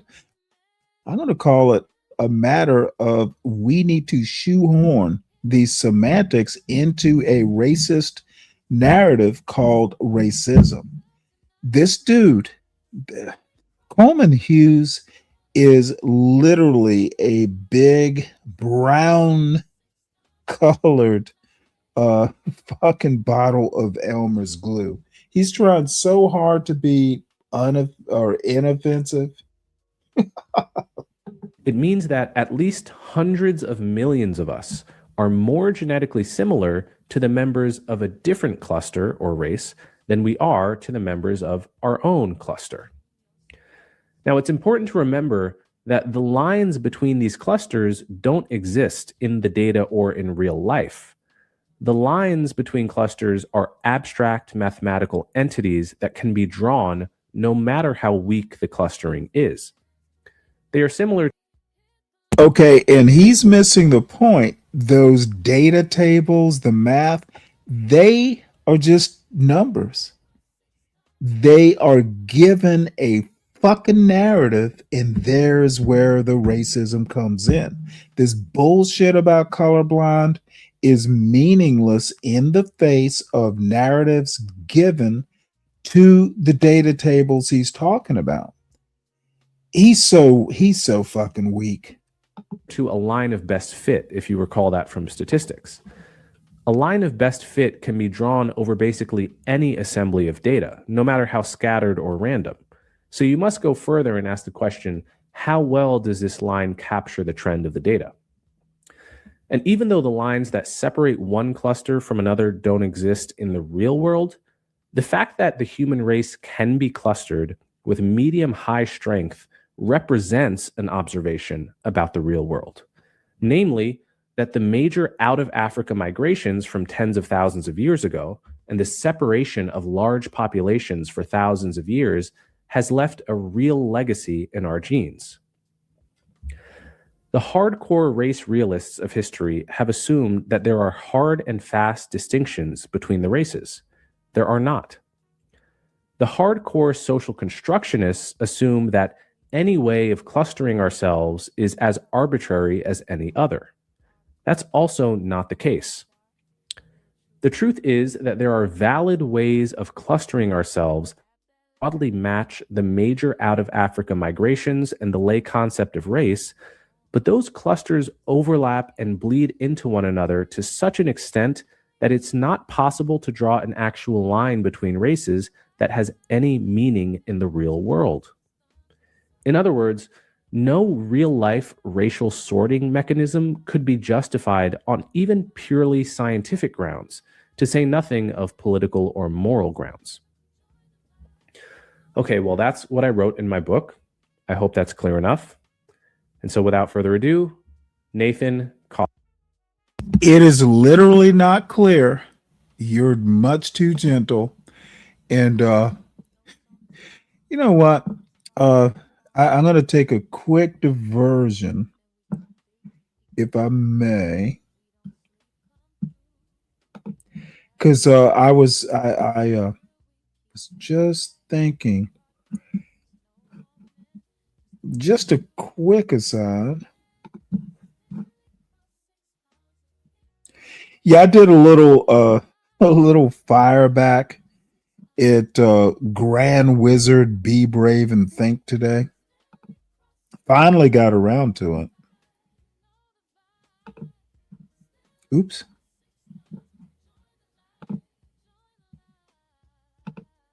So I did 3 shorts. Finally got around to it. And thank you, StreamYard AI. I'd have never done them on my own because I hate editing and I'm much too lazy to take the time.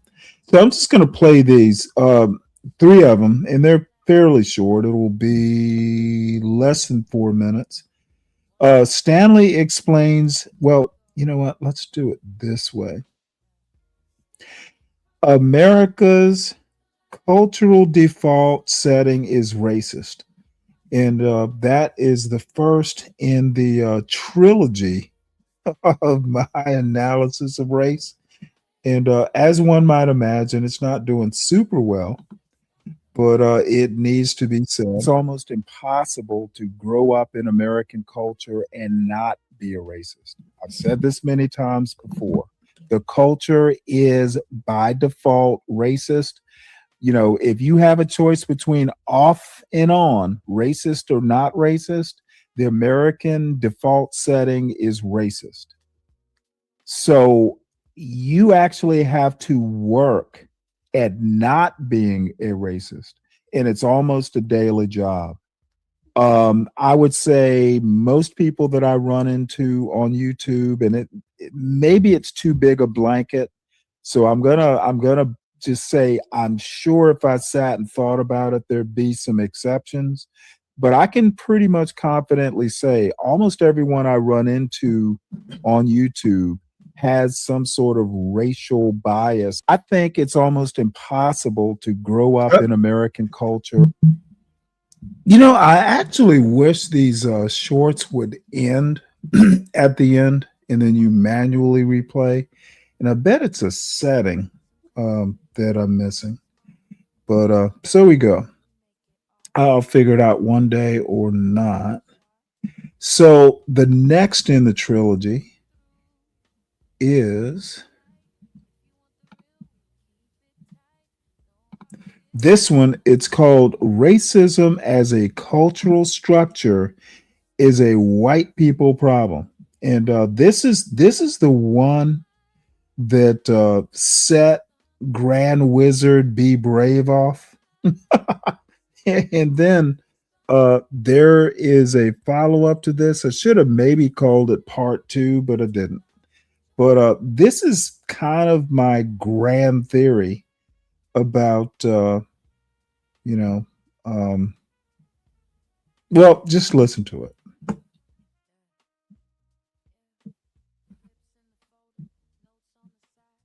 Is a white people let me go back a bit. Okay. So what I'm saying, racism as a cultural structure is a white people problem.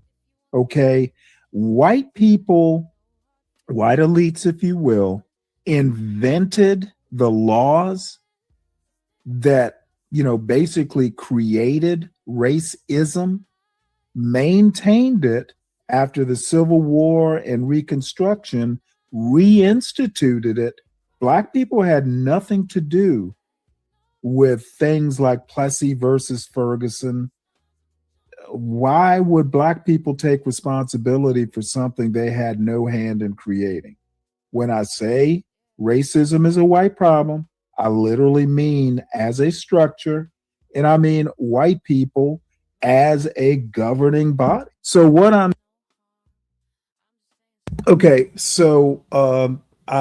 there's kind of a part two here, which is this.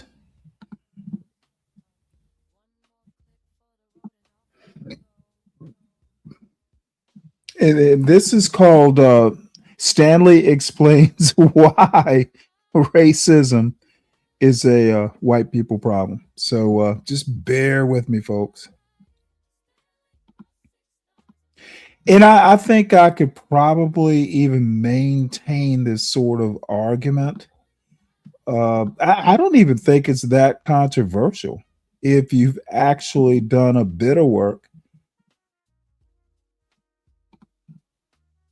But we always know Grand Wizard. He just got a promotion. He was Grand Dragon, now he's Grand Wizard. Grand Wizard Be Brave doesn't do the hard work. Maybe it was the day before.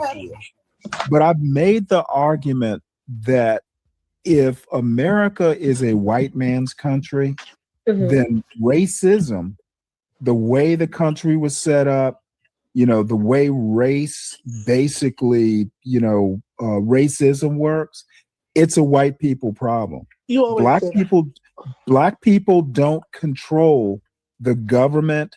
They had no hand in setting up the systems, the laws, the Supreme Court decisions, etc., that reinforce that system. Black people are still only 14% is the best number I've seen. We don't have that kind of political, economic, or even social power to affect political structures.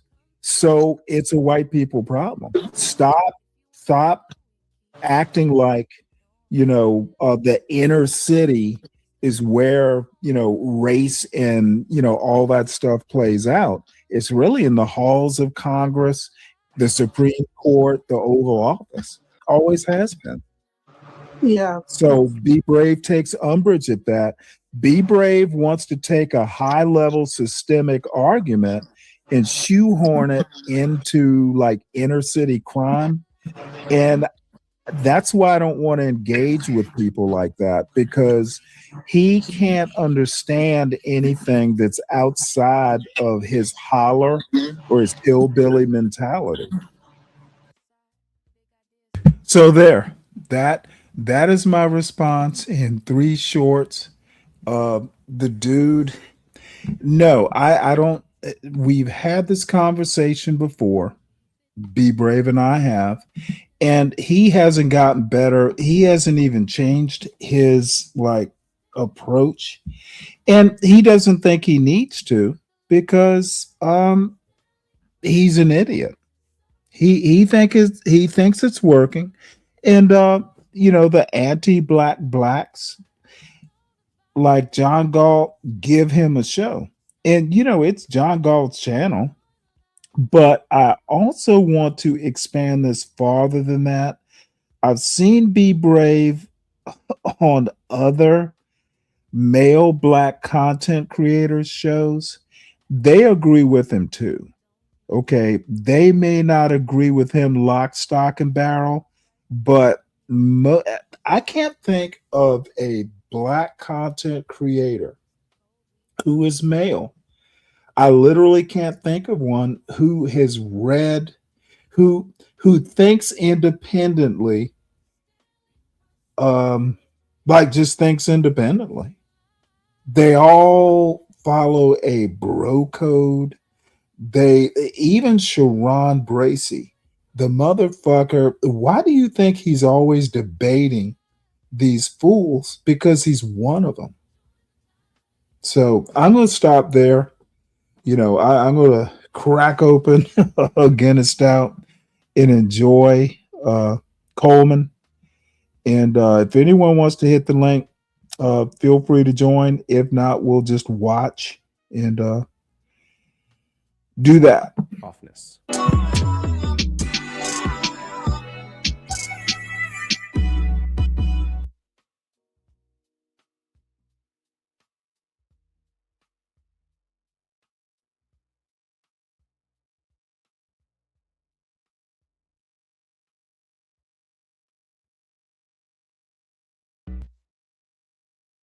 Okay, Nathan Coffness, thanks so much for coming on my show. Thank you very much for having me. So I want to dive right into it. You have achieved escape velocity into the public eye over the Jason Arde scandal, which you are partly or largely responsible for bringing into public view. We are speaking, I think now maybe 2 weeks after Jason Arde was found dead in his family home, presumed by many to be a suicide. I don't know if we have that confirmed yet. This was the, I would say, con artist, effectively, who created false details about being not speaking until age 11 and then getting a PhD by age 30 somehow, doing incredible feats of ultra marathoning, running 600 miles in 6 days, and selling this story effectively to Cambridge and to the BBC, which laundered it without much skepticism or fact checking to the general public, and made him the youngest ever Black professor at Cambridge in sociology. And all of this came crashing down when he was discovered to have plagiarized the lion's share of his PhD and other work. And then, once you pulled on the first string, the entire edifice came crashing down. I don't celebrate anyone who dies or kills himself. At the same time, I think it's, absurd that people would celebrate what is really just a clear example of con artistry, just because the person or lionize or somehow make into a folk hero someone that was fundamentally dishonest just because they happen to take their lives. So we'll get into all of that, and then I also want to talk. Listen to the wiggling. Now I will also mention this dude has a Bachelor of Arts or Science or whatever, philosophy degree from Columbia. The motherfucker has. How is he an actual expert? I literally, this is why he's never going anywhere. He's literally like buying into, and I don't know anything about Arde, but dude, Coleman Hughes is literally buying into the argument. He's not being objective. He's not interviewing. He is literally just, hey, I'm going to sit here and agree with you the whole time. Objectivity of whatever philosophy degree he thinks he has, betrayed. About you are a race realist, self-described race realist, and you think it's important to, I think, mainstream conversations that are currently taboo. I think we're going to have some interesting and important disagreements there. But before we get to that, tell me a little bit about who you are, how you came to study what you did, and walk me through how you discovered Jason Arde's fraudulence, and then ultimately how that has led to your censure at Ghent University. So before I get into that, I have to begin with my new disclaimer that I'm not here as a representative of Ghent University or in my capacity as an employee of Ghent University. My background is in the philosophy of biology. I've done work on the application of evolutionary ideas to various problems in philosophy and science. So although I work in many different areas, the common thread is evolution and understanding its implications.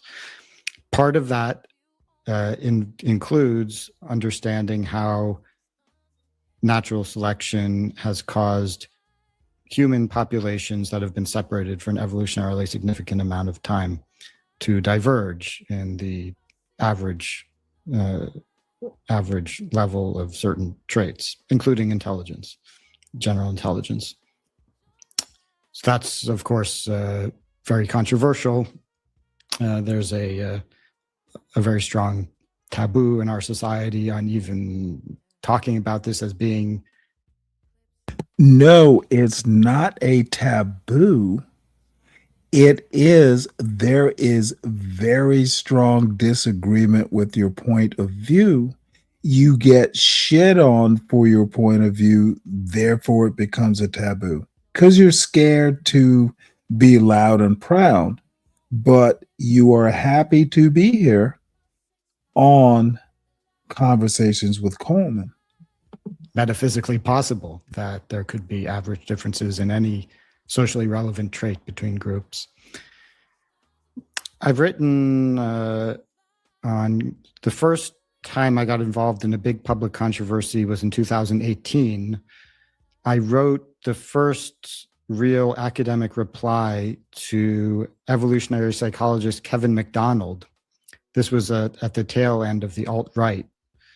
And Kevin MacDonald was the intellectual godfather of that movement.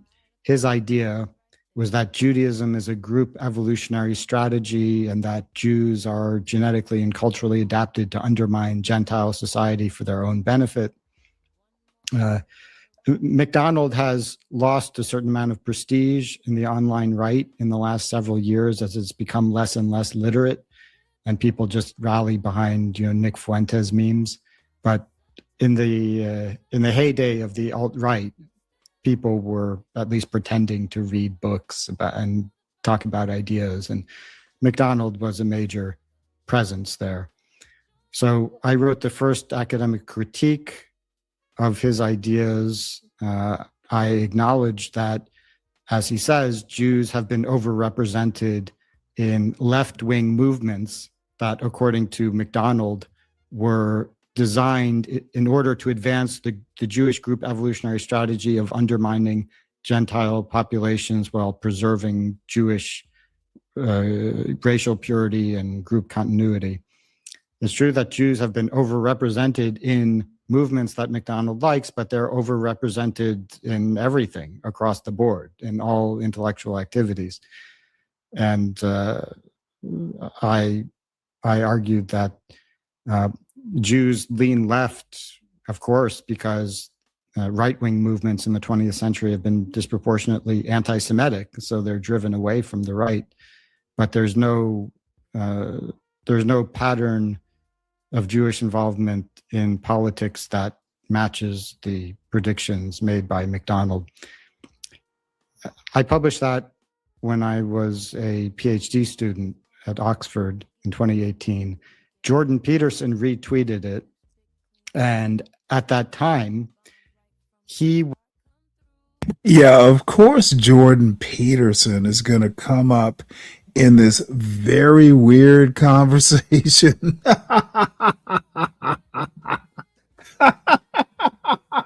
was wrongly perceived by many people to be alt-right adjacent and perhaps also an anti-Semite himself. And then he came out as being not an anti-Semite by endorsing this paper. So he got mobbed, and then the mob turned on me. And so my first cancellation was from, not cancellation, they couldn't do anything to me, but my first mobbing was from the right, not from the left. The second mobbing was from the left when I published a paper in December 2019 in the philosophy journal called Philosophical Psychology, which was called Research on Group Differences in Intelligence, a Defense of Free Inquiry. And basically all the paper said is that there's this is a serious scientific area of investigation. We're not talking about, flat earthism here.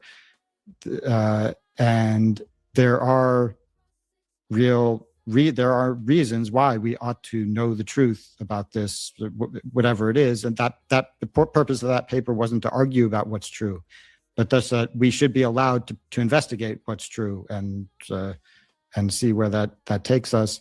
So there's a huge backlash against that. There's a petition to retract the paper. There's a group of activist scholars who lobbied the editorial board to accept their non-peer-reviewed commentary on my article, bypassing the editors-in-chief who wanted to subject it to normal peer review. Then one of the editors-in-chief of the journal resigned in protest because of that. Then the other editor-in-chief was pressured into apologizing for publishing my original paper, and then he got fired anyway. And they replaced all the editors and most of the editorial board, and so that was another incident. Then when I was a Leverhulme Early Career Fellow in the philosophy faculty at Cambridge in 2024, I published two essays on my Substack. The first was called "Why We Need to Talk About the Right Stupidity Problem." So I went through several lines of evidence showing that the average intelligence of conservatives, people on the right, which is, by the way, my group, are significantly less intelligent on average than people on the left for genetic reasons. That people who currently identify leftism, wokeism, disproportionately attracts cognitive elites, people who are thoughtful, intelligent, morally sensitive, and then those who have less of those qualities are more likely to be on the right. And it was a very frank discussion of the problems that stem from the intelligence deficit on the right, our failure to create effective institutions, to take over even a single serious university. So that actually, no one had a problem with this essay at Cambridge. No one said, well, what would a conservative student feel if he knows that you're grading his paper, or aren't you guilty of hate speech? No one said anything like that. That was totally fine for me to say that about conservatives and right-wingers. A month later, February 2024, I published a guide for the hereditarian revolution, which included a frank discussion of race differences in the American context, and in particular, what would happen in a colorblind meritocracy of the sort that a lot of mainstream conservatives are calling for, without any affirmative action. And I point out, let me tell you something. These fucking pasty-faced, fucking receding, airlined, pseudo-intellectual, I can't teach. Therefore, this motherfucker is going to be the next. There are a couple people I'm thinking about. One of them is fucking. Damn it. I have to go and look up their names. This dude is going nowhere at a major university. Bottom line is that the meritocracy is not going to work in a colorblind society. That's what idiots like the black big forehead is not understanding. Okay, they can talk about meritocracy and all this shit. The genie's out of the bottle with race and racism. It can't be fixed. It simply cannot. And, this let's blow up America and start over. Dude, you'd have to blow up the world and start over. It is fucked up. And instead of the kumbaya, how do we make it better? How about we just deal with the problems as they come up?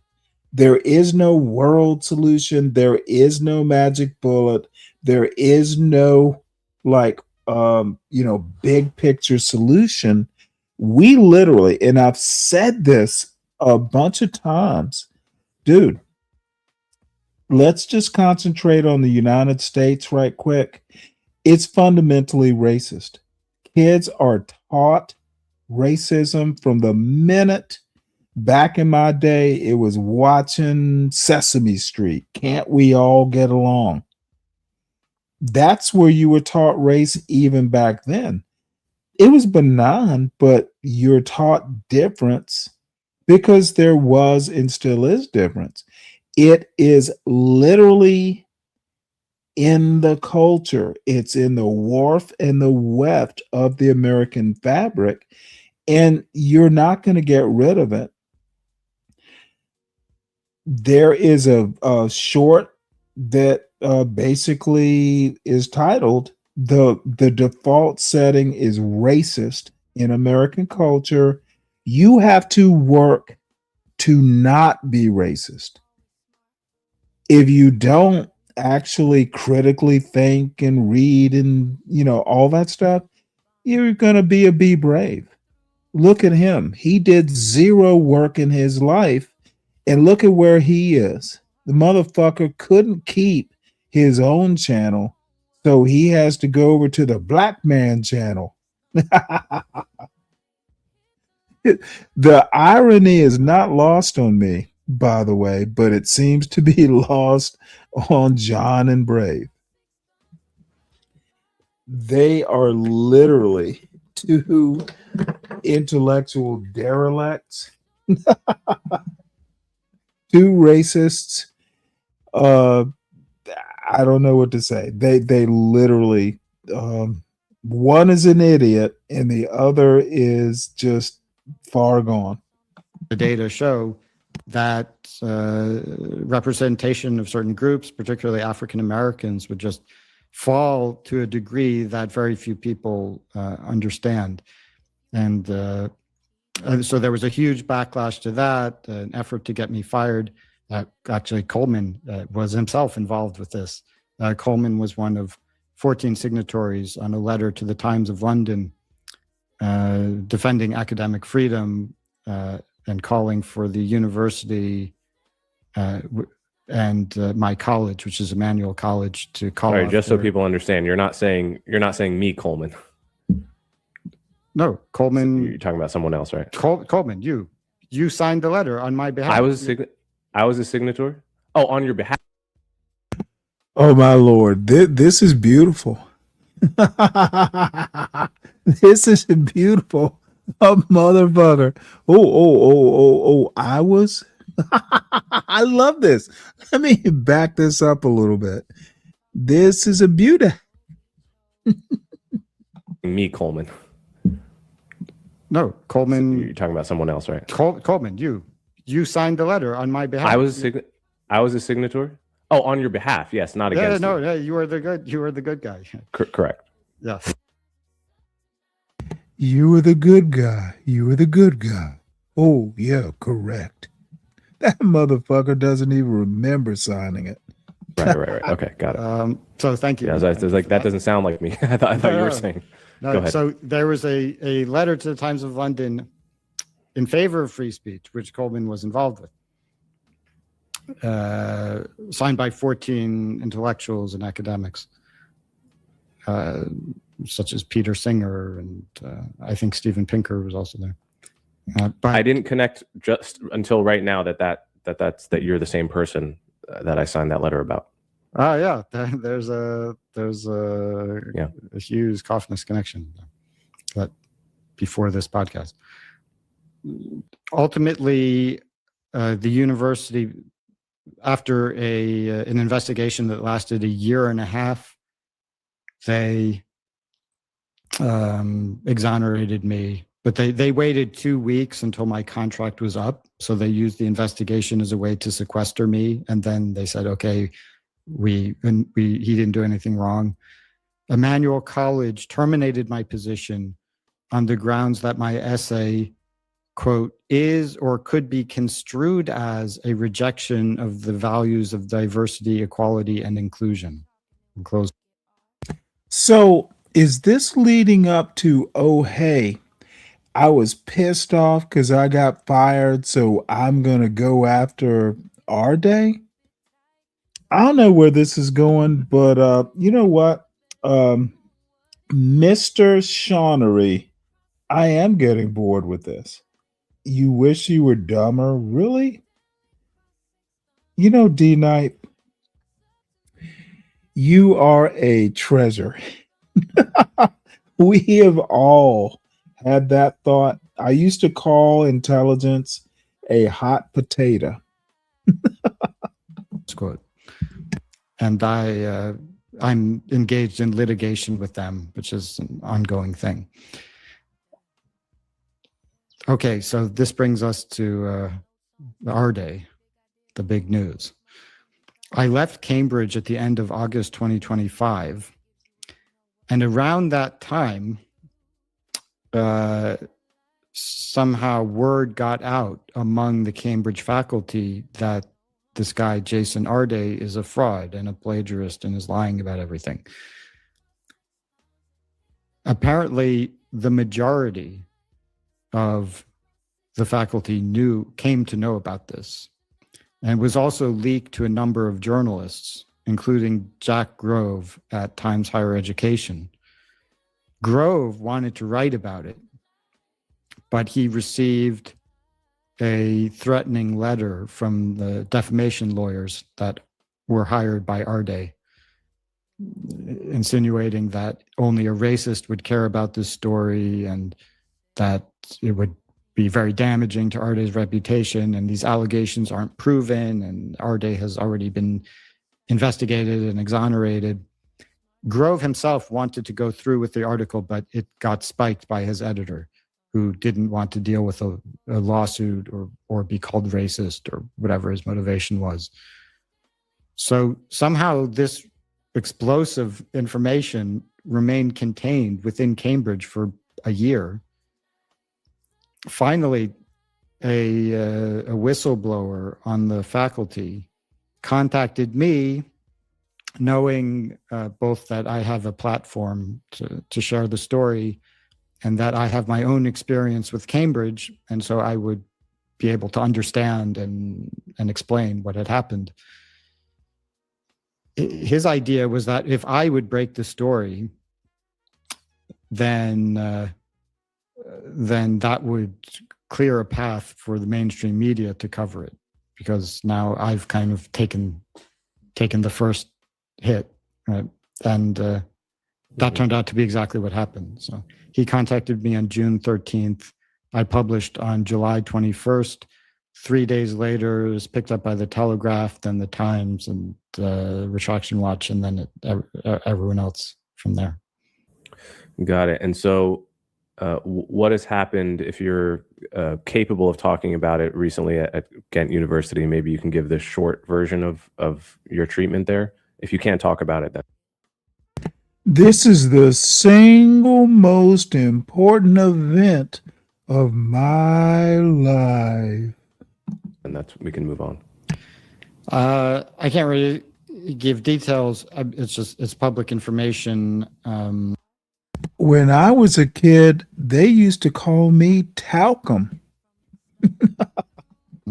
Arde committed suicide on the 14th, August 14th, 9 days after he was pushed out of Cambridge. And there was a huge backlash against me.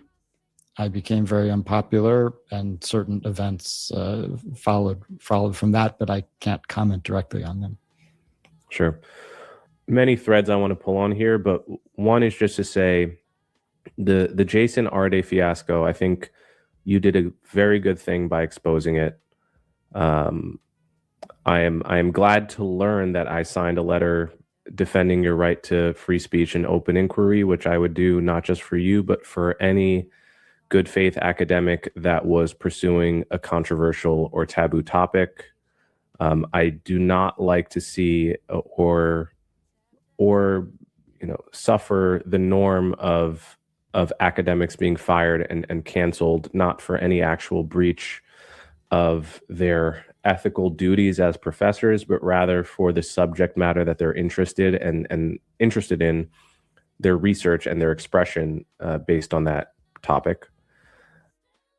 Yeah, let's go ahead and do a commercial here. Motherfucker, there's some things that, I understand that, whatever your academic interest should be, but on one hand, these people like Coleman Hughes will just say, well, you know what?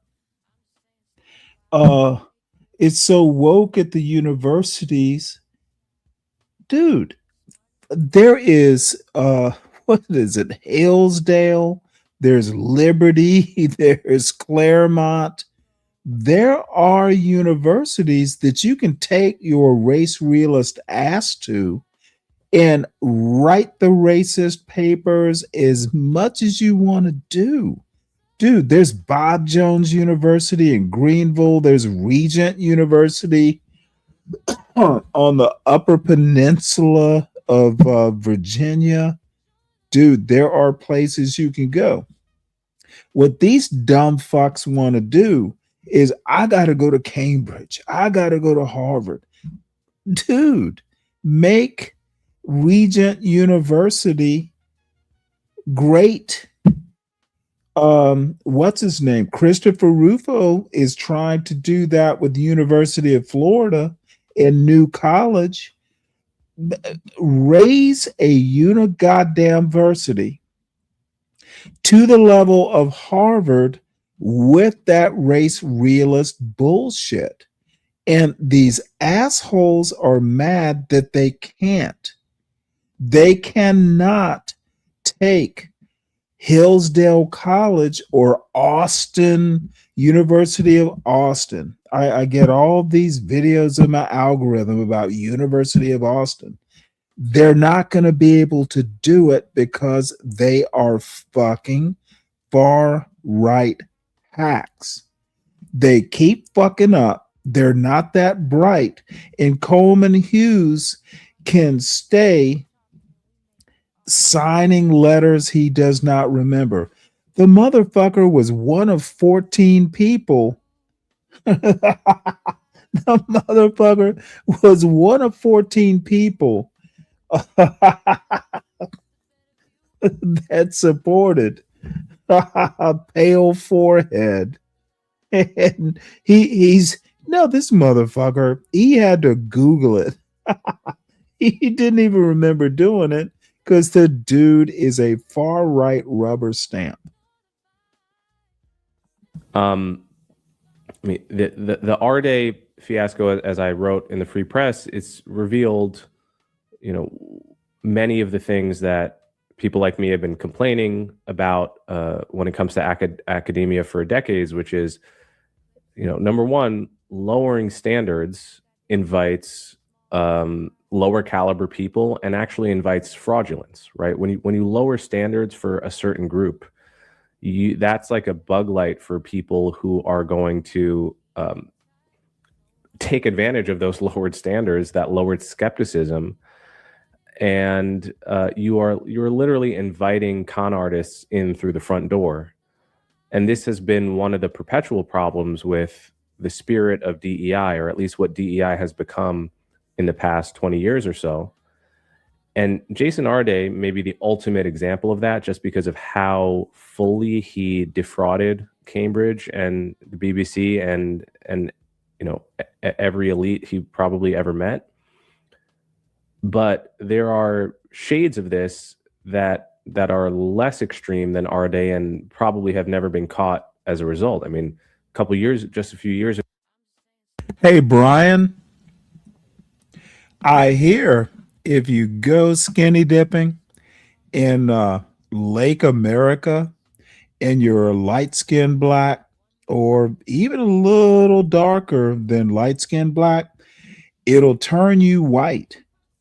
It will literally turn you white. And this is literally a joke. There's a novel that was written back in like the 1920s. I'm going to play this and I'll look up the novel right quick. It is hilarious. It's called I think it's called Black No More. Ago, Claudine Gay, the president of Harvard, had been shown to plagiarize, I think, dozens of instances of plagiarism in her dissertation and other work that was, I think, exposed by Aaron Siberium. And it's not an accident that you have these, that so many of these cases turn out to be precisely the groups for which lower standards have been lowered. And obviously, one of the side effects of this is that other Black people, other Black academics and Black professors who have a spotless record of scholarship, the quiet voice in the mind of many people is that guy a DEI hire too? Which is a very unfair but predictable result. Listen to, this is what I'm talking about, folks. It is a very indirect way of admitting that America is fundamentally racist. Listen to this dumb fuck who does not have the mental capacity to internally like reality check his argument. So if Jason R. Day or God damn it, the lady who was president of Harvard, if they plagiarize, the white people might look at all Black people like they plagiarized. Essentially, you're just saying the white people are racist because one or two Black people did this. They don't think all Black people did it. That is racism. That is proof. And see, you'll hear Coleman Hughes go, well, I don't see evidence of racism. He's literally proving that he believes in it. So one Black person or two Black people, Jason R. Day's fucking over in England, in Cambridge. So all Black people have to suffer because one or two Black people accused or actually plagiarized. That's called racism. If the white people think that, thank you.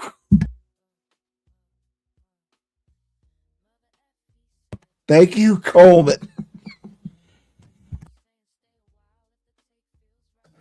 Of lowering standards for one group and not the other. And another thing this has revealed is just the degree to which certain topics like sociology have been fatally infected by the woke mind virus, effectively. Like there are, urban studies is like this, gender studies is like this, African American studies.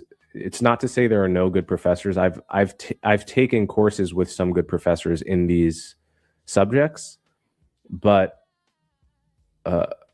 for the most part, these are fields that have been so infected by the sacred beliefs of the progressive left that real, true scholarship basically has to be done elsewhere. It almost can't be done in these professions. So I commend you for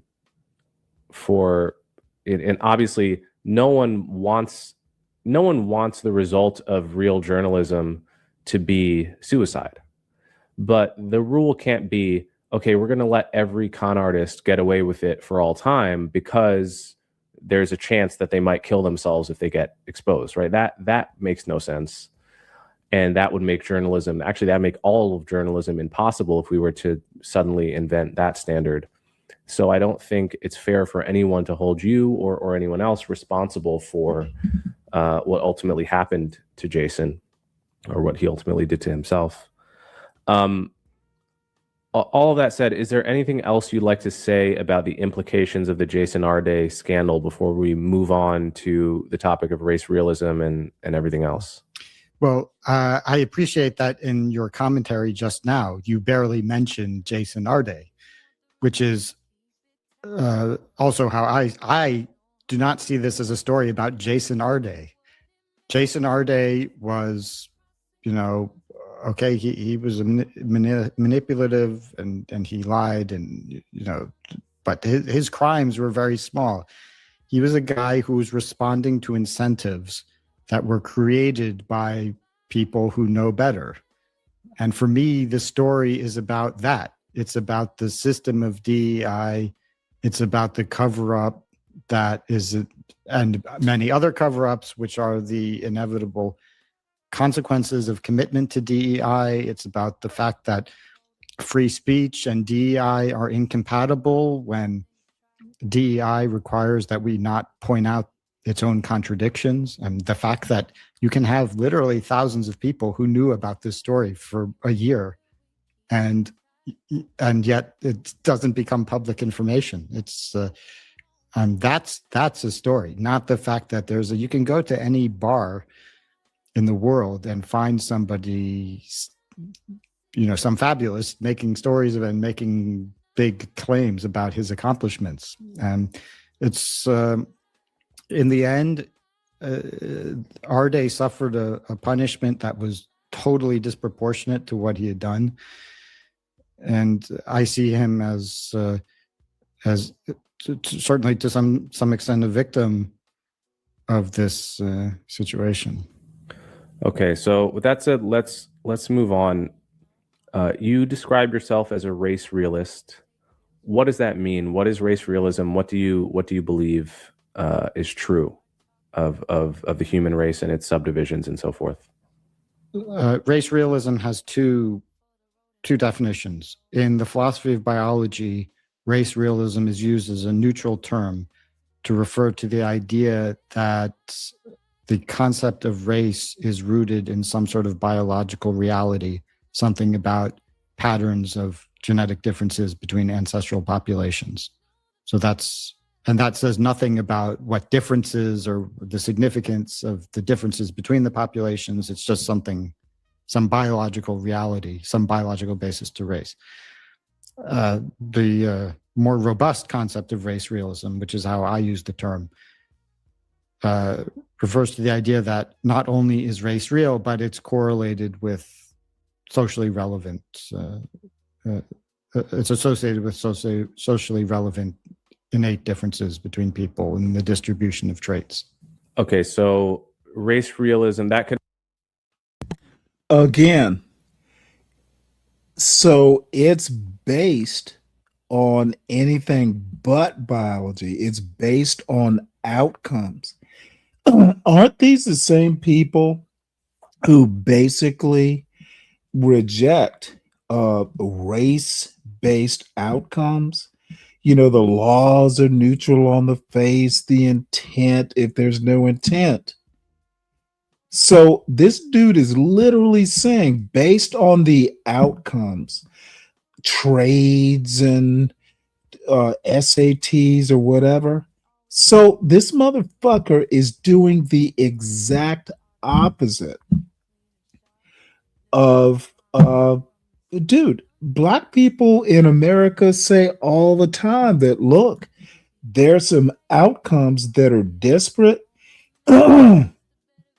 And, the outcomes, this is critical race theory that, Pale Forehead is doing, except it is in his own cause. The dude is a fucking moron. Either it could be that he just doesn't, dude, Pale forehead is literally doing critical race theory. And I'll stop there. So the outcomes make race real. Dude, Derek Bell said that 50, 60 years ago.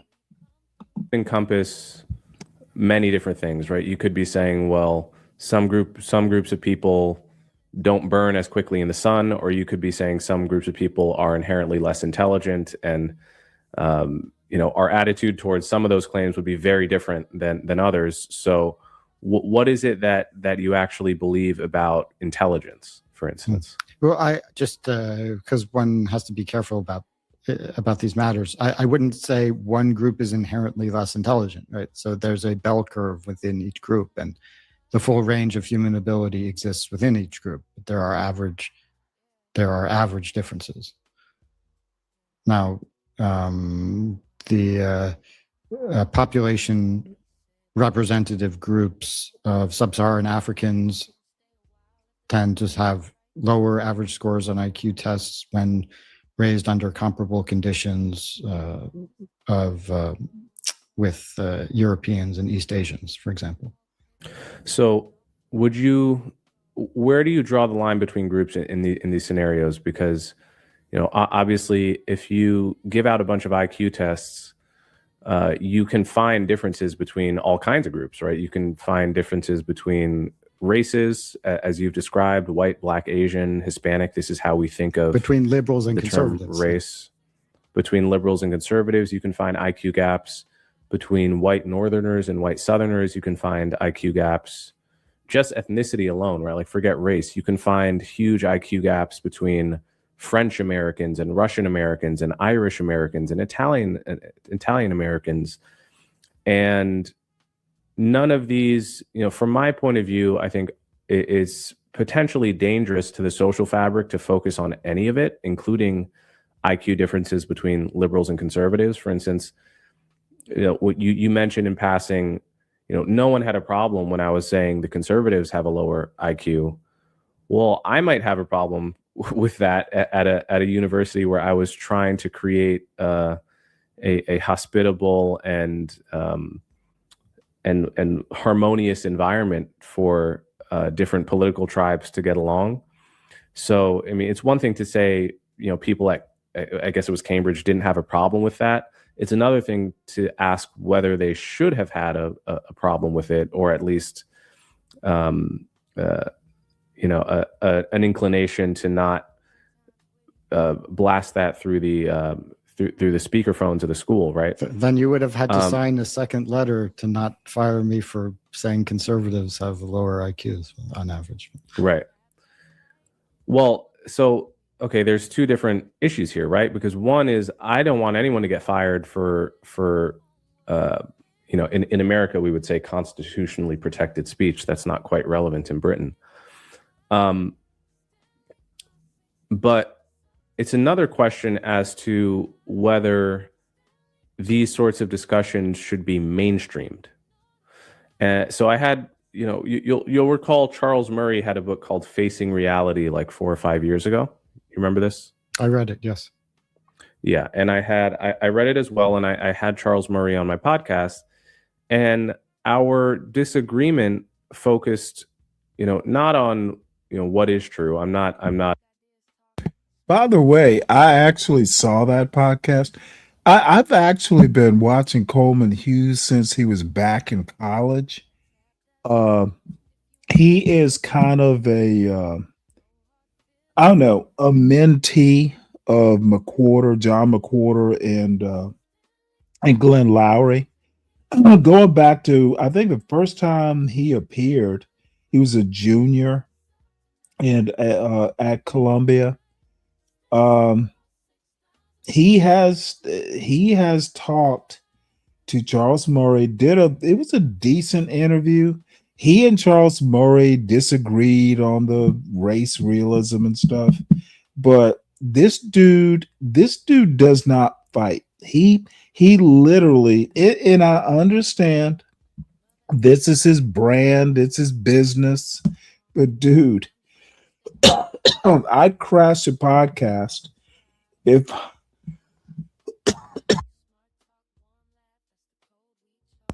I'll be damned if I'm going to let some Charles Murray, who has a particularly tarnished reputation. Look, you can believe what the fuck you want to believe. The problem with a Charles Murray is he was AEI. He was Manhattan Institute before that. These bitches will make policy based on that race realism. Nobody cares if someone like Be Brave believes whatever, racist shit he believes. Be Brave, the self-professed bottom feeder, isn't going to AEI or some big think tank writing policy, political, social, whatever you want to call a policy. Charles Murray did for years. That is the problem with these fucking influential racists. The Be Braves we can handle. The Charles Murrays, dude, they have the ear of presidents.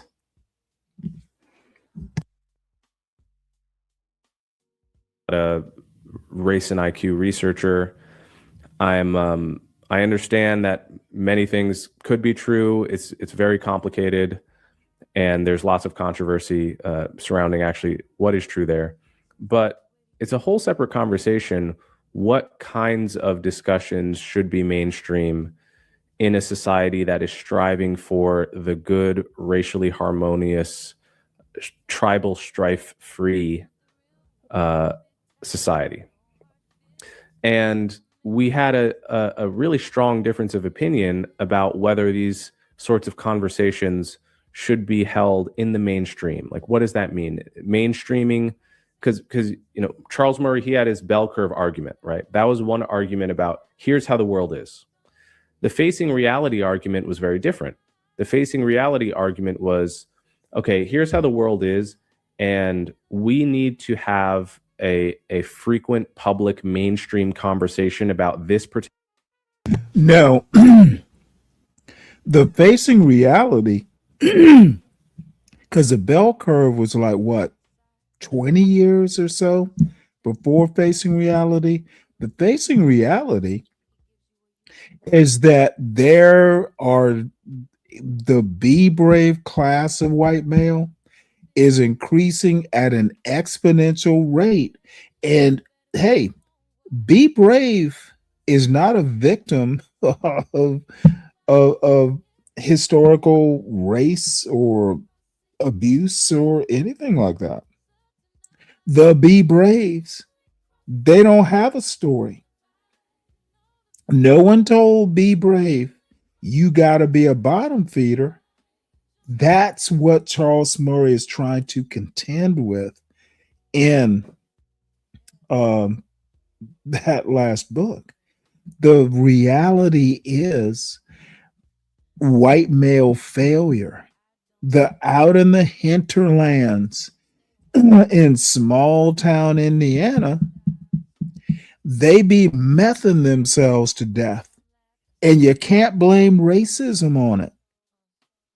What a Donald Trump will do is go, oh, it's a Civil Rights Act. It's the people that are polluting the blood of America. No, motherfucker. It is what is happening to the Be Brave class of white male.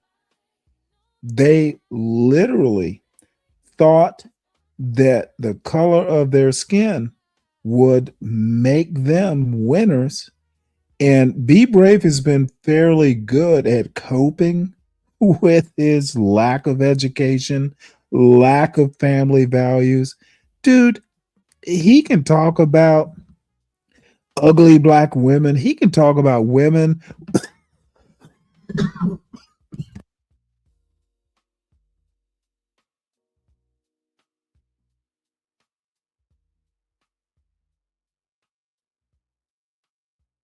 Sorry about that.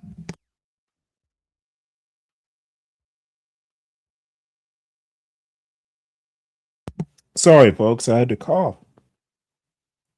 The dude, he had him a little honey. He had him a little soft girl. That motherfucker, who cares about any of that? Any honey that got with a self-professed bottom feeder was a bottom feeder. He dated his salutatorian, or I think it was a valedictorian of his class, and fucked it up. Even his loser ass, who didn't care about education, probably she just said, buddy, you need to go out and do something other than sitting on the porch drinking beer, hammering a nail at the neighbor's house as a handyman. Motherfucker probably spent years when he was married being the local handyman. I've known them. The hillbillies, the hillbilly handyman on the side of that same truck that he probably is still driving.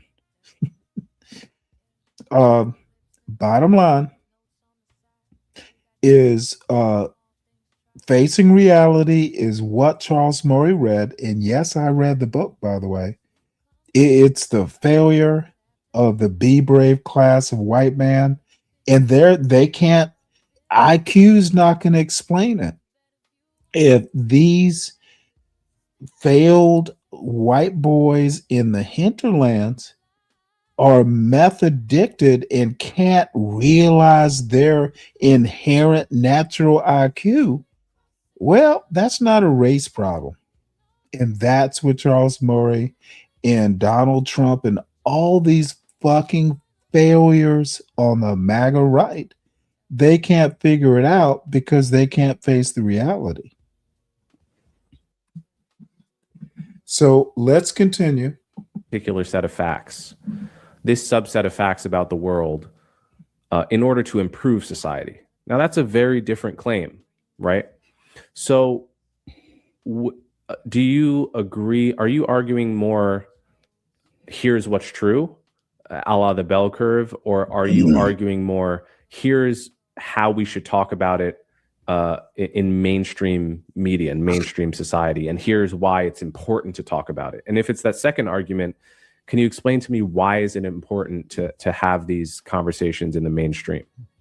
I don't think everything that's true needs to be discussed and broadcast and investigated. Maybe people should be allowed to study whatever is maybe true, but I don't think it's meritorious to talk about every uncomfortable fact, and it's not something that I would encourage or do myself.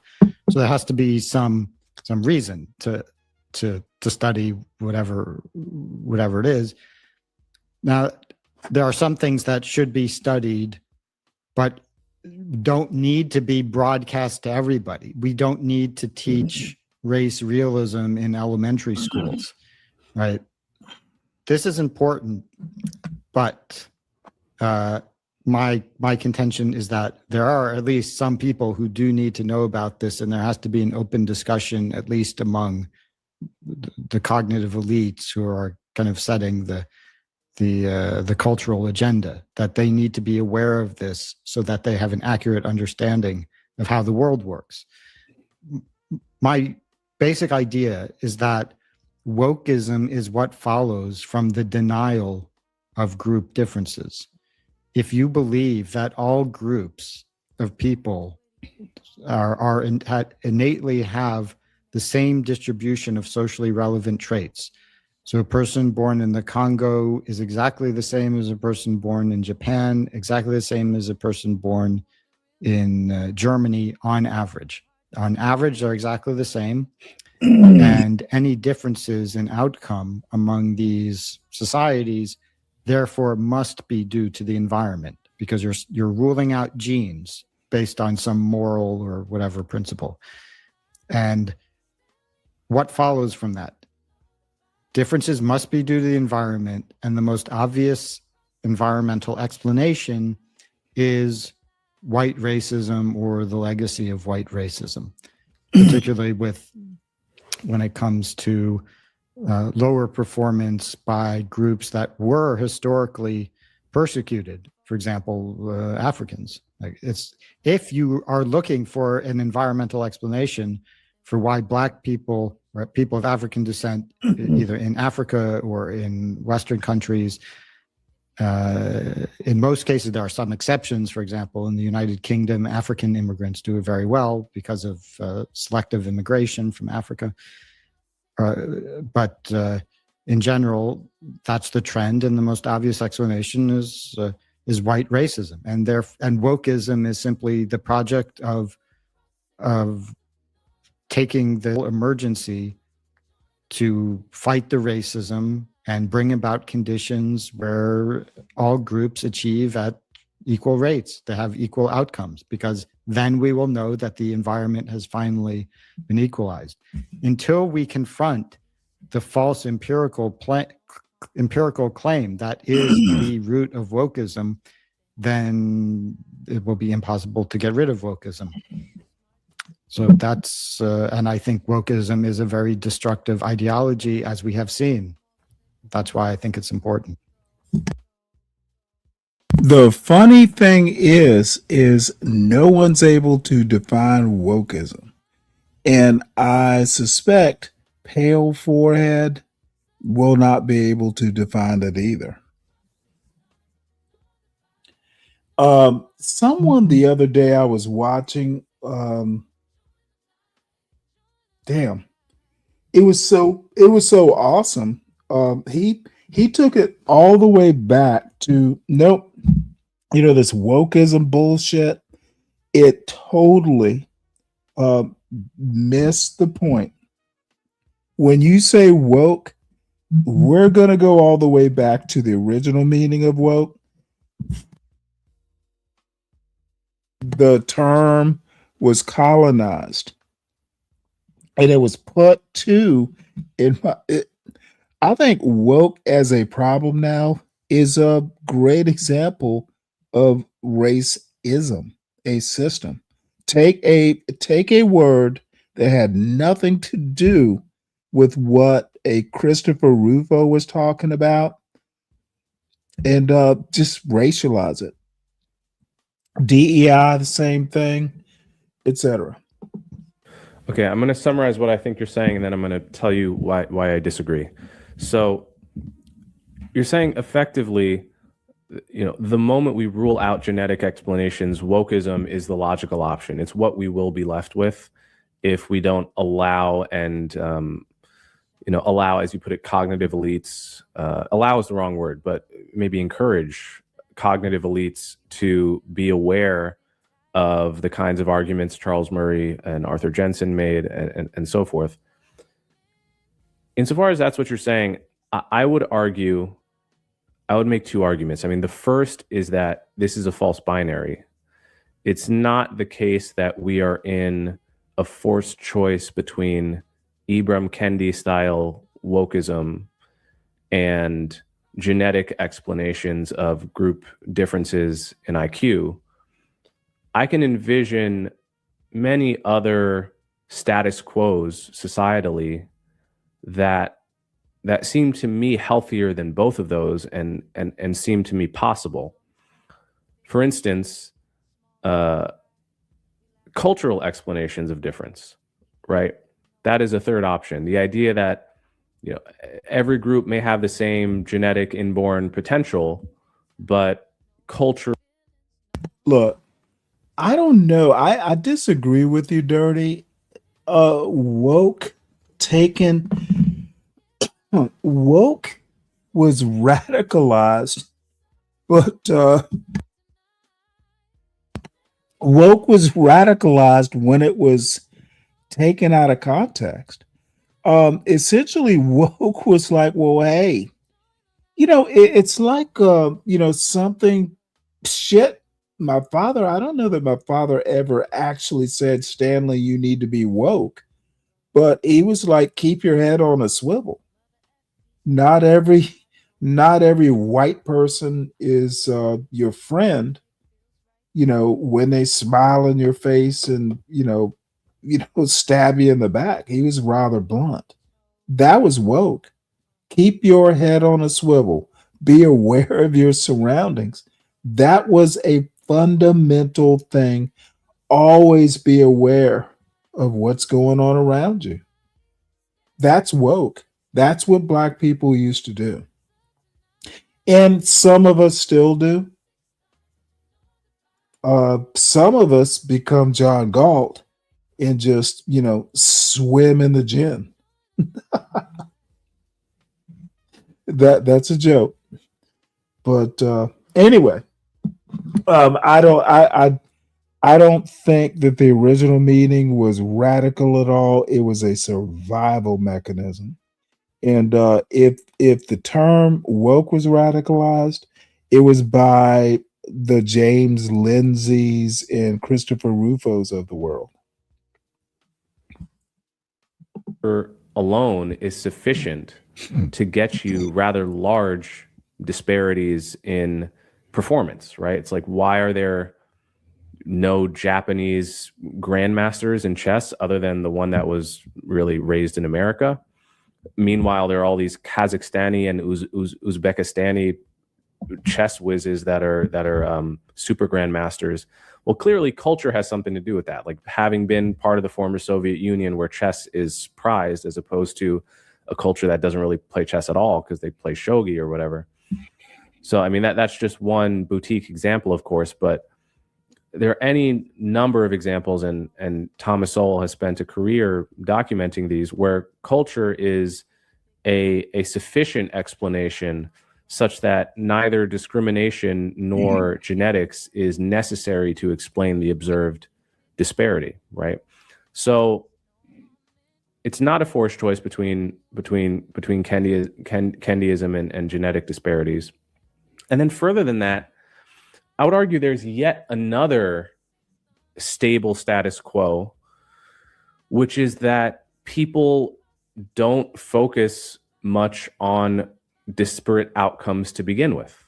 In other words, a lot of what I think motivates what you're saying is we've got all. No, I just responded to D9 in the chat. No, I was not going to stop taking the medicine. Coughing on a mic is not the same thing as dire circumstances, because you probably know as well as I do, not taking a medicine can be a problem. So, nope, I will consult with my actual, doctor, and all will be well. Sorry for the coughing, folks, but at least D9 kind of understands it's not so much ill health. It is one of these things, sometimes there are side effects. And when I'm not, blowing hot air into this mic, I'm generally good. So enjoy the hot air. Hey. Well, Dirty, I have no doubt you'll use the term correctly. So I never doubt you, Dirty. What I doubt, or who I doubt,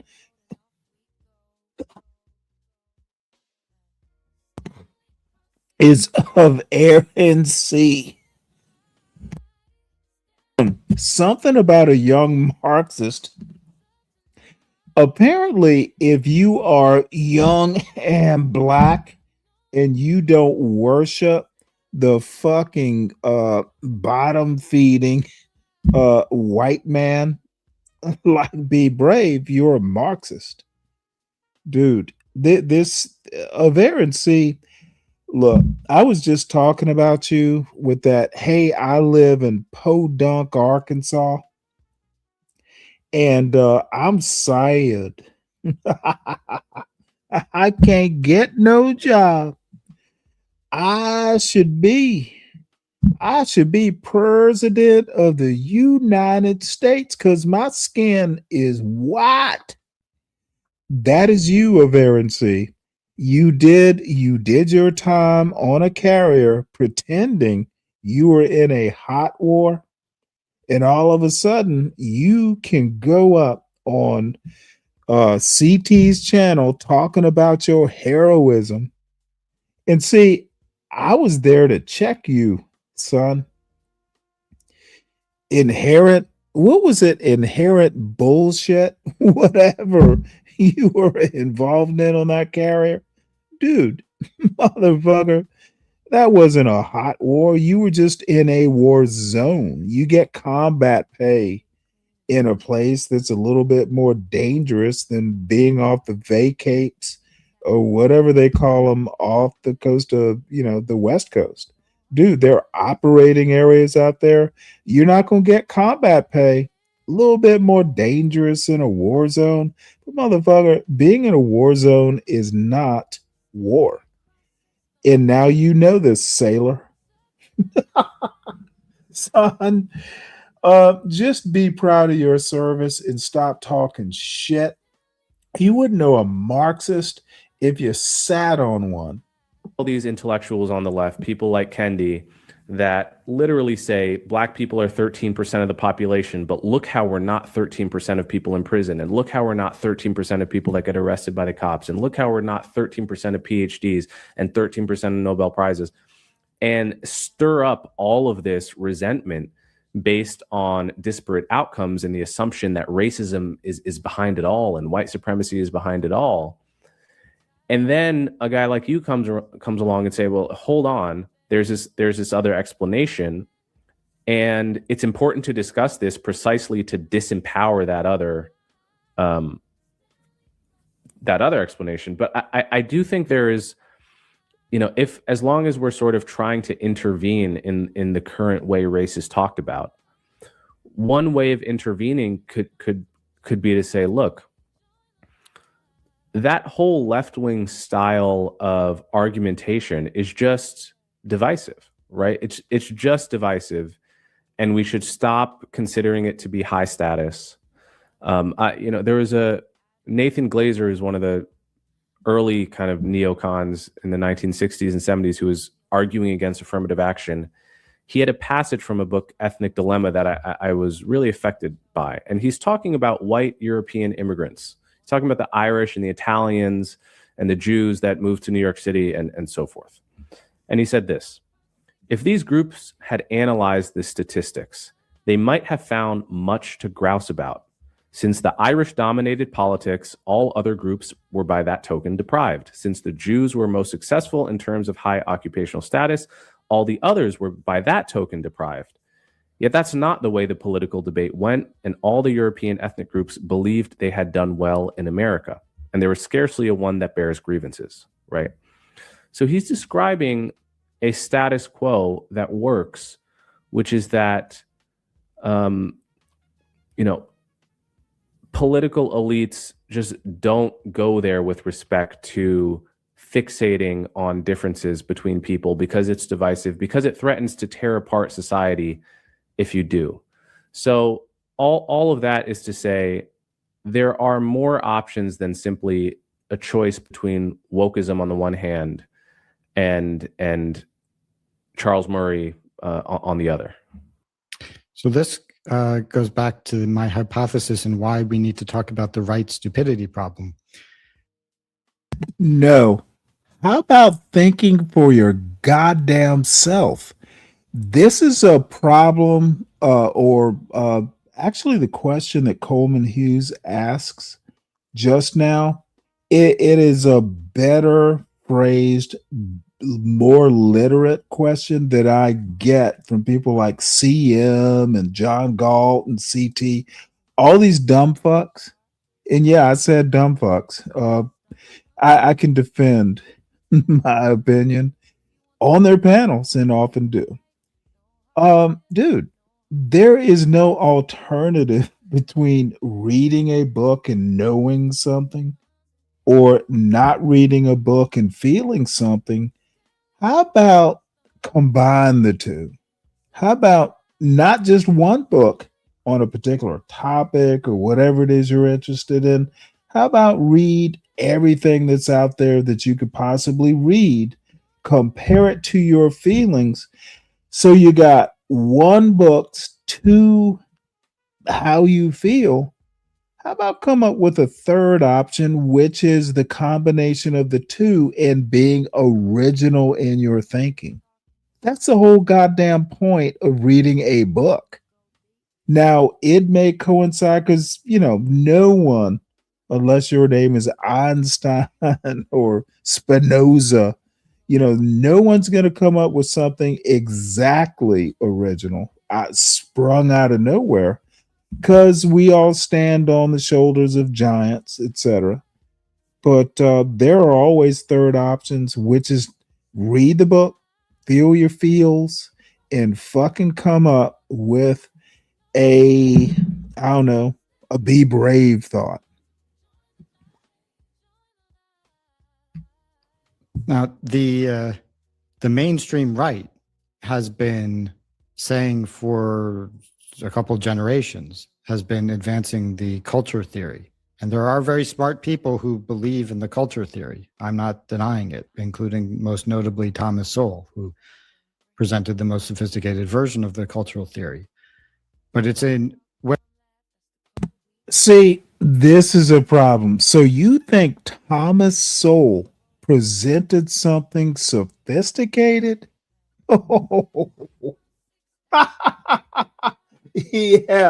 Yeah, Thomas Sowell, that genius. Dude, Thomas Sowell is barely mentioned now.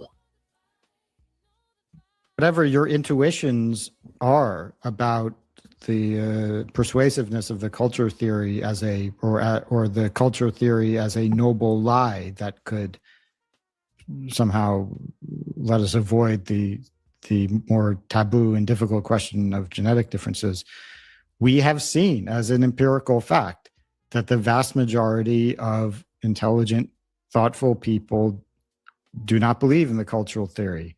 Given the choice between the hereditarian theory, which they regard as racism, Nazism, or whatever, the culture theory, and the white racism theory, the vast majority gravitate to white racism. Some accept the genetic theory, and the culture theory is a really niche view held by people at the Hoover Institution and National Review. It just isn't mainstream. And Amy What's your Watt. evidence for that? Who teaches the culture theory? At universities, do they teach the culture theory or do they teach the racism theory? Does the New York Times talk about the culture Neither, theory? right? They teach neither, right? They teach the racism theory. Oh, sorry. They teach the racism theory. Okay, so I misunderstood you. I thought you were saying that Here's what's happening. Coleman is bored out of his fucking gourd because he's heard this before. White forehead is losing Coleman's interest. He'll have to have a hot take. The theory is not talked about by anyone because it's dude, what he's talking about, I think, now I could be wrong, but Western chauvinism, like over the millennia, what has won the winning theory, the winning culture, the most economically successful culture is, quote, Western civilization. And the American version of Western culture is the apotheosis of the pinnacle. And it can't be challenged as the best, except China's doing it.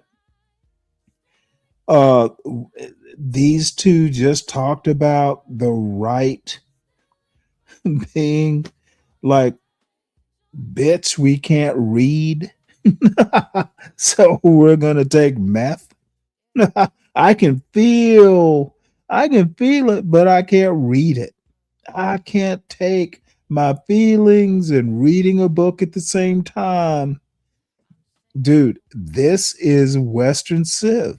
And you know, Western Civ is fine, but you got to teach people to actually live up to the standard. Dude, we literally took the fucking Odyssey and made a goddamn movie out of it.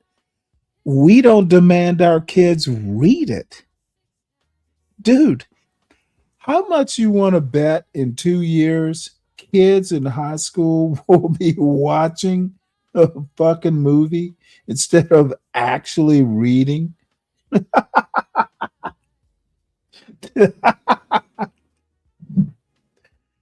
Oh boy, it is what it is. And black people don't control this country. I'm ready to defend. You know, it sounds racist when I say, but I'm just repeating SKC and Deacon Dave and Be Brave. It's a white man's country. Well, if it's a white man's country, then stop blaming blacks for everything, you fucking morons. It's all the white man's fault if the white man has a firm hand on the tiller. And Be Brave's out is, oh, it's the global corporate machine. Bitch, you sound, this is literally like, dude, that idea came to him when he had his two buds in a fucking, like strong dose of weed about 30 years ago, and he hasn't been able to shake it off. Be Brave sounds like a fucking hillbilly moron. He'd do better just to drink his corn squeezins and stay the fuck off of YouTube. Dude, and all the John Galt audience, dude, they're eating this motherfuckers. They are literally eating this what would it be? Sugar Puffs version of race relations in America. They're eating it like cereal. And apparently it's because they can't fucking figure things out for themselves. So they need the self-professed bottom feeder and Mr. I don't even know where my children are because their mothers won't let me visit them.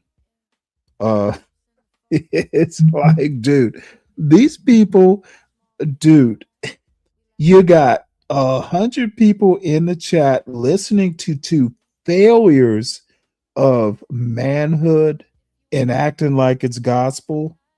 Ooh, boy. That the genetic theory is more popular than the culture theory. You're saying, well, that's probably true. wokeism I'm or sure that's actually Kendyism true. is more popular. The genetic theory is probably more popular.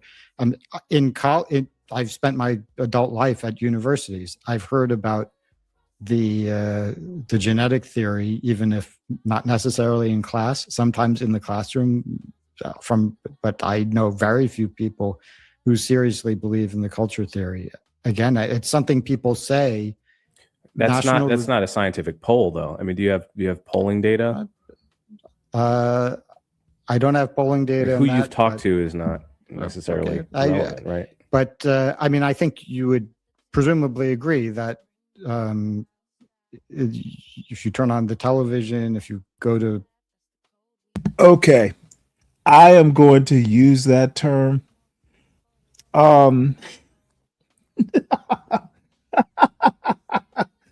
Be Brave, or you know what, better yet, Brian Nichols, presumably you would agree. I'll have to use that one. Typical classroom. They're not talking about black rednecks and white liberals. Thomas Sowell's book on that. It's sure. Yeah, idea. they're not talking about cultural or genetic in mainstream. They're talking about... No, bitch. It was an essay in the book of essays is titled Black Rednecks, White Liberals. And you know what? I think there is a kernel of an idea in that, but dude, economists make the worst social critics, sociologists, historians, et cetera, et cetera. And I'm going to have to say this, Thomas Sowell is not the brightest economist that's ever fucking graced, the halls of Montezuma. He was a Marine. Dude, the motherfucker ran when it got tough. He ran to the Hoover Institution. Hey, gotta respect him for what he's done in his 5 years. But dude, he's not an intellectual heavyweight. About they're either not talking about it at all, which I think is a pretty good status quo, or they're assuming the Kendi basically the Kendi thesis. Yeah. So my argument is that the cultural theory simply isn't persuasive.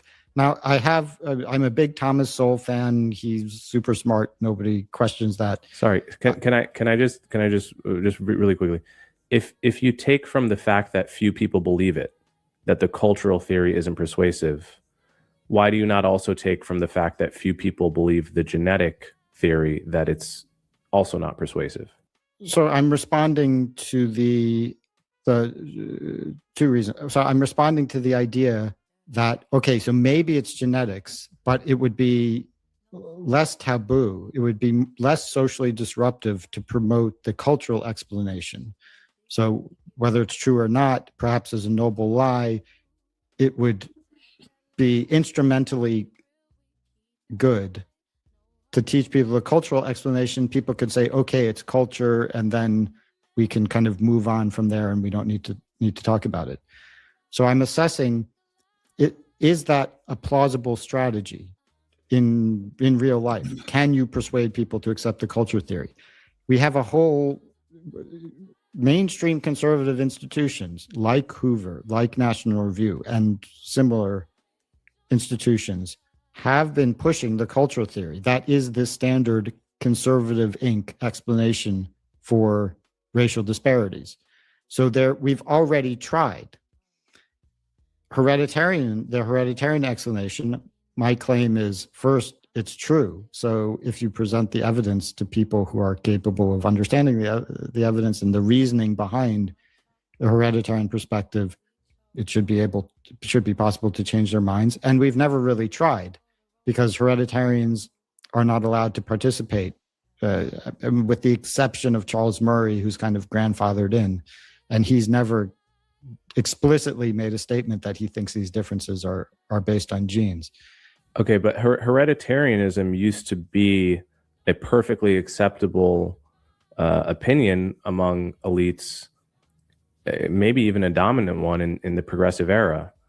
In America, in Britain, in France, in Brazil, until the 1930s, it was perfectly untaboo to believe that genes were the source of disparity between peoples.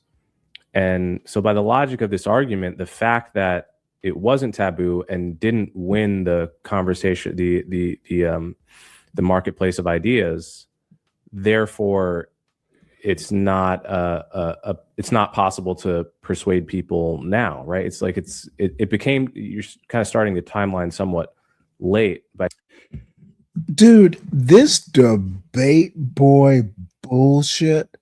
Dude, just tell him he sounds like a goddamn moron. Stop the politeness. This is why I don't debate people that are not up to snuff. Ghost boy glowing forehead is not up to snuff. Stop treating him politely. We got to teach. We got to teach this little I believe in colorblind to be black. Saying it's never been tried because it used to be almost the default in the academy. Well, sometimes bad ideas win in the marketplace of ideas, because the marketplace doesn't only reward truth. Also, it's manipulated by taboos, and people are Ideas are imposed on people. You look at the history of religion, right? What religion people believe in depends on who wins some war, depends on who's a better general, or something totally arbitrary. In the case of hereditarianism, there for hundreds of years, left-wing liberal intellectuals have been attracted to the idea of blank slateism and human malleability and the denial of group differences. It was never based on evidence, going back from John Locke to Alfred Russell Wallace to John Stuart Mill, Theodore Waite. None of them had any evidence. They just asserted as a moral, metaphysical principle that all groups of people.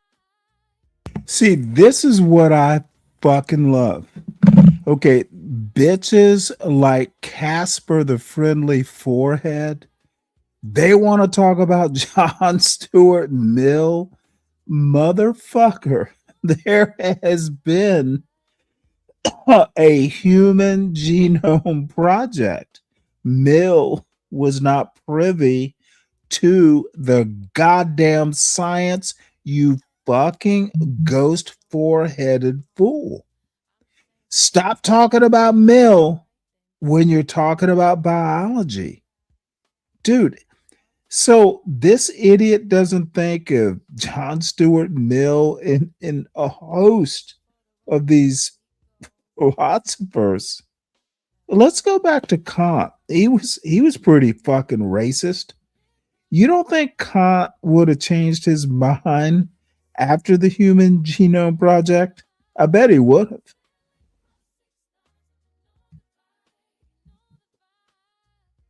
People are the same. And because that was amenable to their political ideology. It just because on the basis of wishful thinking, which is another important factor in the marketplace of ideas, this had become kind of the orthodoxy by the end of the 19th century.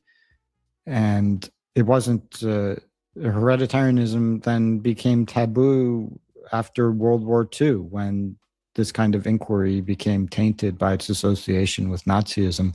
Even though, to be clear, the Nazis were not scientists, it was made up, that was totally ideological. But the opponents of hereditarianism were very clever about making this association between any kind of biological thinking and the crimes of Nazism. So the taboo was established, and this whole debate was shut down, and that's where we are now. One of my worries is that, and I want to ask you if you don't worry about this as well, is that, and this is what I said to Charles Murray, is that if you picture what it actually means to mainstream a conversation, what that means is we're talking about it on cable news. Kids are overhearing it on cable news at the dinner table with their parents. And all of it filters down in a way such that you would literally have 10 and 11-year-olds at school, black kids and white kids and Hispanic kids and Asian kids, getting into arguments about who is dumber inherently because of their race, right? And none of it would require the elite speaking on TV to be unnuanced, because it's clear to me that someone like you or someone like Charles Murray has no problem decoupling the idea of average genetic differences between races on the one hand and treating individuals equally on the other, right? You have no problem decoupling that. Do human beings in general have no problem decoupling that? I think the answer to that question is almost certainly a resounding no. And is it, when we ask.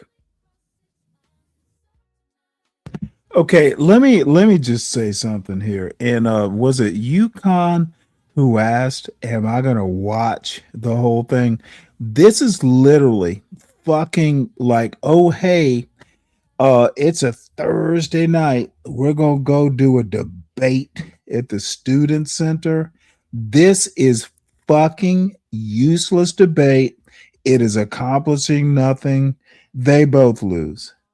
So we'll play this, and either I'm going to find something more interesting or somebody is going to come up and fucking say something interesting, or I'm just going to end the show. This is torture. I do not like seeing dumb fuckers who could be smart talking to some other dumb fucker with a ghost forehead about, hey, why are you racist? Prove to me. Dude, Coleman, you know why he shouldn't be racist. Stop trying to quibble about something that the Human Genome Project literally solved, goddammit. The biology, the science, all of this has literally the scientific floor of scientific racism literally was demolished. There is no heaven for the scientific racists, because find me a god. And actually there are, now that I think about it, but dude, this dude's like the philosophy of biology, but he's not a goddamn biologist. I loves me some ghost foreheaded dumb white boys talking about philosophy of biology, but I'm not a biologist. Jesus. Hey, let me tell you who this ghost-headed white boy reminds me of Aaron C. This is of Aaron C. if his blue-blooded pilgrim heritage had allowed him to have an IQ high enough to actually go to a college and major in and do a PhD in philosophy of biology. I can't be a biologist, but I'm going to talk about them. How about just major in philosophy of gossip about biologists?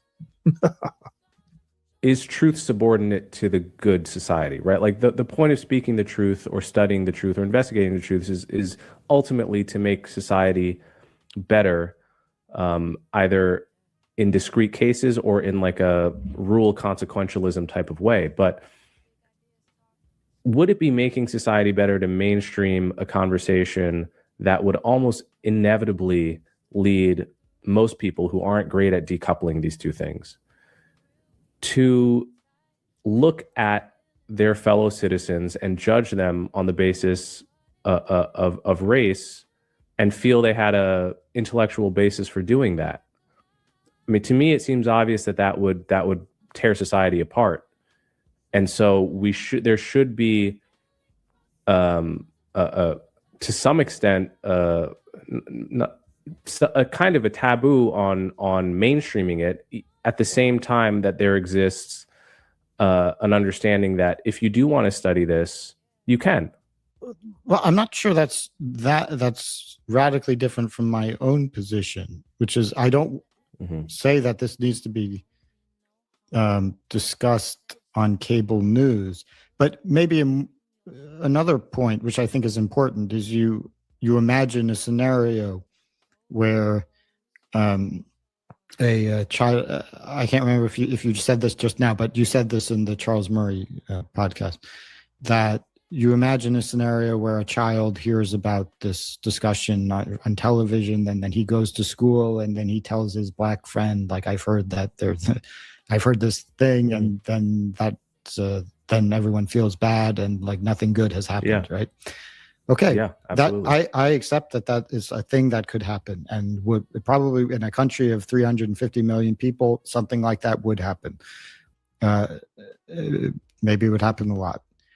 And that's bad, and if we can take measure, something that leads to that bad result is, to that extent, that's a reason not to do the thing that leads to that result. Now, also consider what happens when we tell people that there are no differences between populations, that everyone is born on exactly the same average capacities, dispositions, everything else. Well, and therefore differences between them are due to, the environment, which inevitably means white racism. That the majority of intelligent people think if you deny hereditarianism, the majority of intelligent people think that the most plausible explanation for group disparities is some form of injustice. And even if you accept the Thomas Sowell theory, which I think we shouldn't accept, is it's incorrect, and in fact it doesn't appeal to large numbers of people. Even if you did accept that, you would still have to ask who is responsible for this culture, because his theory is that Africans were kidnapped from their homeland, taken as slaves, and then put in this environment with low class white people, and then they got this culture from white rednecks, and they're still suffering from the consequences of that. This would still flow from the crime of slavery and other injustices, and there would still be responsibility for fixing that. So there's still, whatever it is, as long as it's an environmental explanation for group differences, it's going to trace back directly or indirectly to white racism. So what if you teach kids that, and you teach kids that that their group is in some respect doing less well than another group, and it's due to that other group, the better performing group, having committed some crime? We know that also causes problems. That's wokeism. That's racial tension. That's the cause of the current racial tension that we're living in. So yes, I'm acknowledging that the bad scenario that you described is real. It's something that we should consider, but I argue that you have. Listen to this pussy. So woke causes racial tension. Woke exists because of racial tension, you fucking moron. Woke wouldn't exist without American history. Oh, ghost forehead. Somewhere in that forehead, you missed that lesson in high school.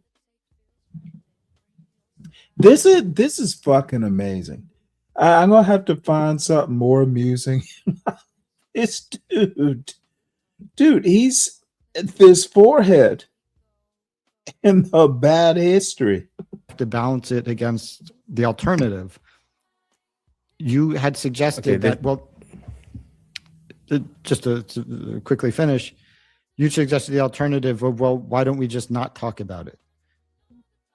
That's great. If we don't talk about it, then I won't talk about it either. I just write some technical stuff in the journal, and I'm not going to, go on podcasts to talk about it. But, that doesn't work. Telling people not to notice this massive racial disparities doesn't seem to work. Well, I would push back on that because, look, if I think about the way I grew up in a town that was, to simplify it, basically 70% white, 30% black. Okay.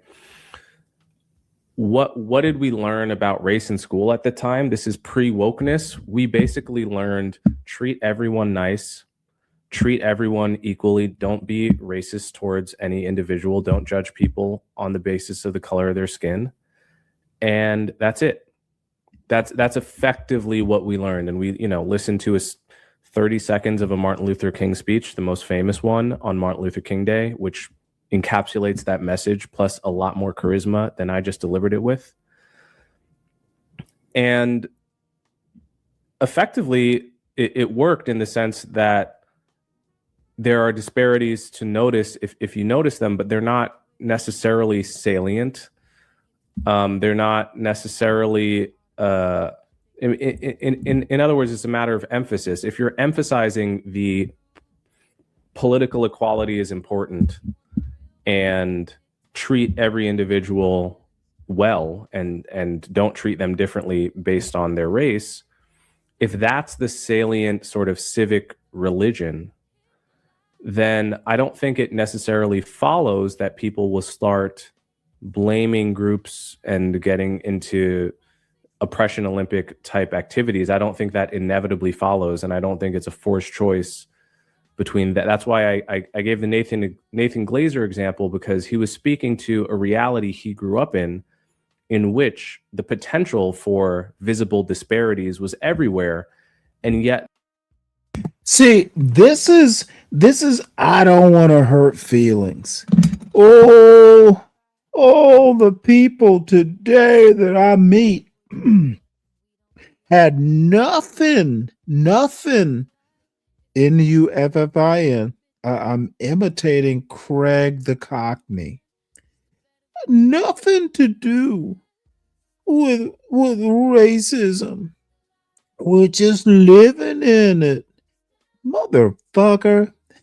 Dude, of course we are.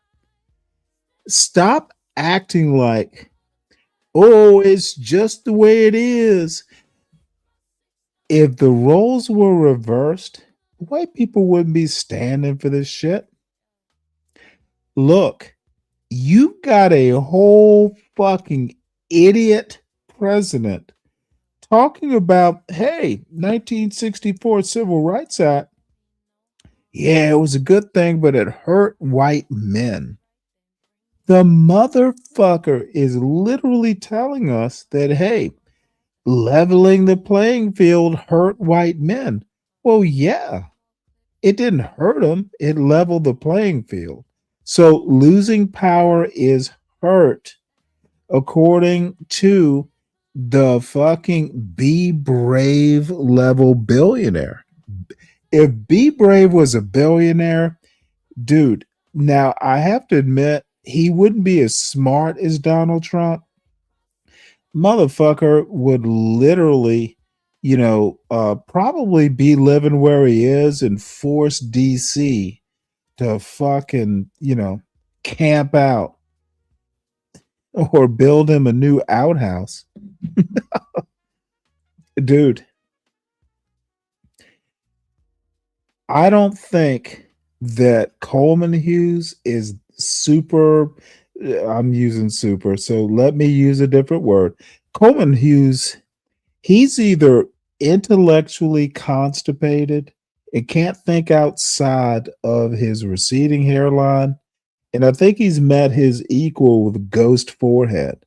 These motherfuckers, they do not know how to take disparate parts of the education they have, bring them together to form an interesting thought. It is disgusting. It is sad. And I don't know. I am going to seek a more entertaining alternative to this fucking goddamn. They are debating something. The fuck is wrong with these two people? These people are, well, I'm not going to call them intellectuals. Fucking dude, where the fuck is Cornel West when you need him? He needs to preach to these two intellectual heathens. There was a norm, like a true cosmopolitan norm of people just getting along. And what's more, I think, as long as we're trying to intervene in this race conversation, which I think we both are, and I think we both have the same ultimate goal of like the society we would like to see. What we should be focused on is ensuring that processes are fair. Because when people know that processes are fair, they don't really care that the result is racially disparate, right? Nobody really thinks too much about sports, for instance, because we all understand every sport is like close to a pure meritocracy. Nobody cares that there are more of one race than another. Because we understand that music is close to a pure meritocracy, nobody cares that very few people care that there are lots of musicians that excel at one thing. Nobody, the world of comedy is like a pretty pure meritocracy in terms of like, you can make audiences laugh, you become famous, right? So people don't tend to analyze and obsess over the disparity. Listen to him flattening the curves. This is the Duke of Hazzard of intellectualism. Straightening the curves, flattening the hills. Dude, the motherfucker is the Dukes of Hazzard of intellectualism. No, sir. Intellectuals want the hills because they want to surmount the hills. They want the goddamn curves so they can drive the curves. This dude wants easy street. He literally, in a way, he's some sort of weird intellectual socialist. Coleman Hughes is literally, hey, let's smoke pot and let's all get along. If we smoke a lot of pot, everything will be okay. Dude, he is literally a pretender. He's incapable of serious thought. Everything. And he's also a jazz musician.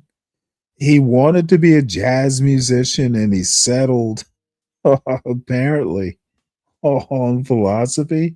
And kudos to him. He was able to get it. But I guarantee you, there's a reason he's not in grad school.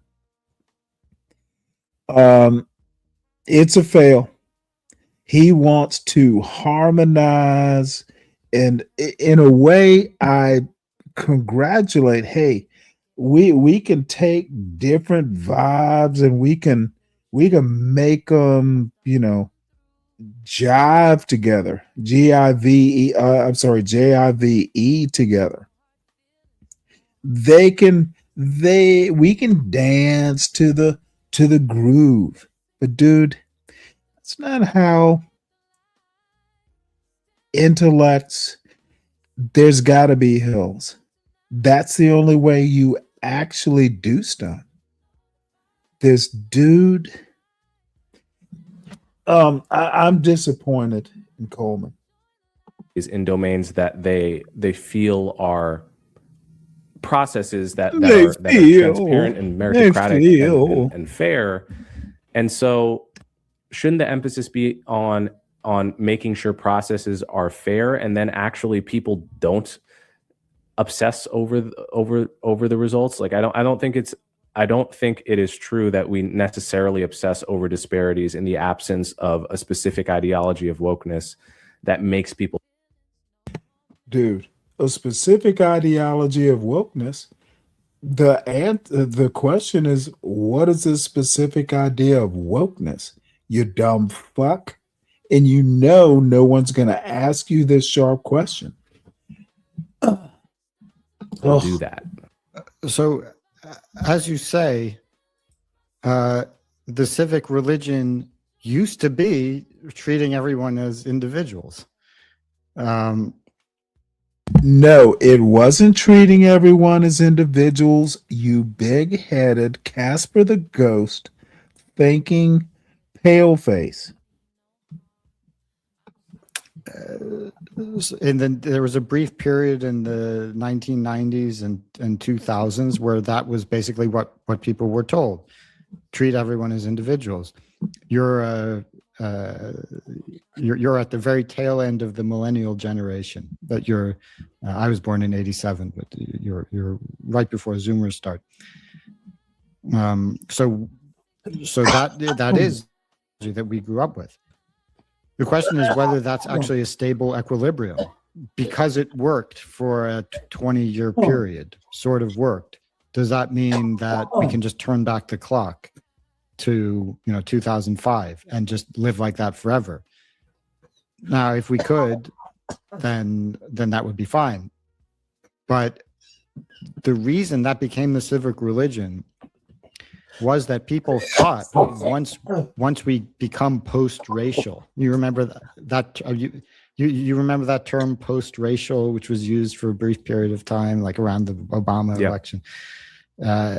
People really thought that, okay, we've raised a generation of people that doesn't really see race in the same way as previous generations, which is my experience too. Like I just I thought that everybody I knew just thought that it was irrelevant, and we were moved, and that racism was just this thing that happened in the past and a new era. People thought that that was going to usher in an era of actual equality, meaning equality of outcome. That racism was what was responsible for the disparities, and no more racism. So, there'll be no problem going forward. When it became clear that that wasn't going to happen, it was inevitable that there was going to be a backlash, because if you again, glow plug headed fool. The problem is it didn't happen. The problem is the people who thought it would happen. Okay, this motherfucker is literally not that bright. Who actually thought? And you know what? There is a huge argument that could be had, but we are 2020. We're doing hindsight 2020 on this. He still believes, and I think Martin Luther King probably believed it and then started changing his mind. There's evidence for that. And you know what? I'm not that kind of, historian or sociologist. I'm not a historian at all. But the bottom line is, who the fuck thought that, hey, ending segregation, ending Jim Crow would get rid of racism? I don't think anyone thought that. Name me someone who literally thought that outside of this gentleman. And let's go back to how this whole race realism thing started. Charles Murray and his ilk, they are trying to explain things like the racial wealth gap. There are people on one side of the argument, mostly on the left, going, well, there is systemic racism. There's hangover, from God knows how many years of slavery and Jim Crow. And then there is the Charles Murray camp, mostly on the right, going, well, no, we ended the slavery, we ended the Jim Crow. It's because black people are dumb. That's why they can't keep up. That's why they have not been able to be equal to the whites in 60 years. 60 years is enough time to erase 300 years of slavery plus Jim Crow. Dude, they should have been able to keep up, catch up, whatever. They should have worked. Their parents told them twice as hard. Them blacks should have been working 3 times, 4 times as hard. They should have kept up. Have you never read Up from Slavery? Have you never read Booker T. Washington, Cast Down Your Buckets? Dude, glow plug forehead and his little Coleman sidekick, dude, they do not understand their own topic, in my opinion. And I don't have a PhD. I was told by American Man that I don't understand their argument, but I bet I do. And I bet I understand it better than these two gentlemen. And I have no doubt that I understand the argument better than I just got home and I'm drinking some whiskey. Man, I'm American drinking some whiskey, man. That's what's a coming. If you still are committed to the empirical premise of wokeism, which is that all groups are innately the same on average, then you reach a point, you have a whole nother generation of striving for colorblindness and being post-racial, but people can't help noticing that there are conspicuous differences between people who come from different identifiable groups. So how can you, I think you're telling that story. You're leaving out the true cause of that change from the post-liberal to the woke era, which was not.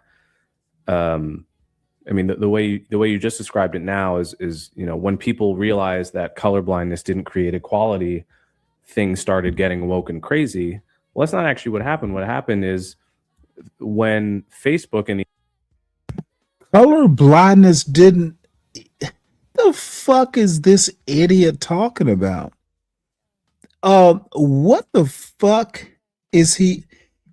So the Civil Rights Bill assumed color blindness? Ooh boy, this boy be talking some ahistorical bullshit.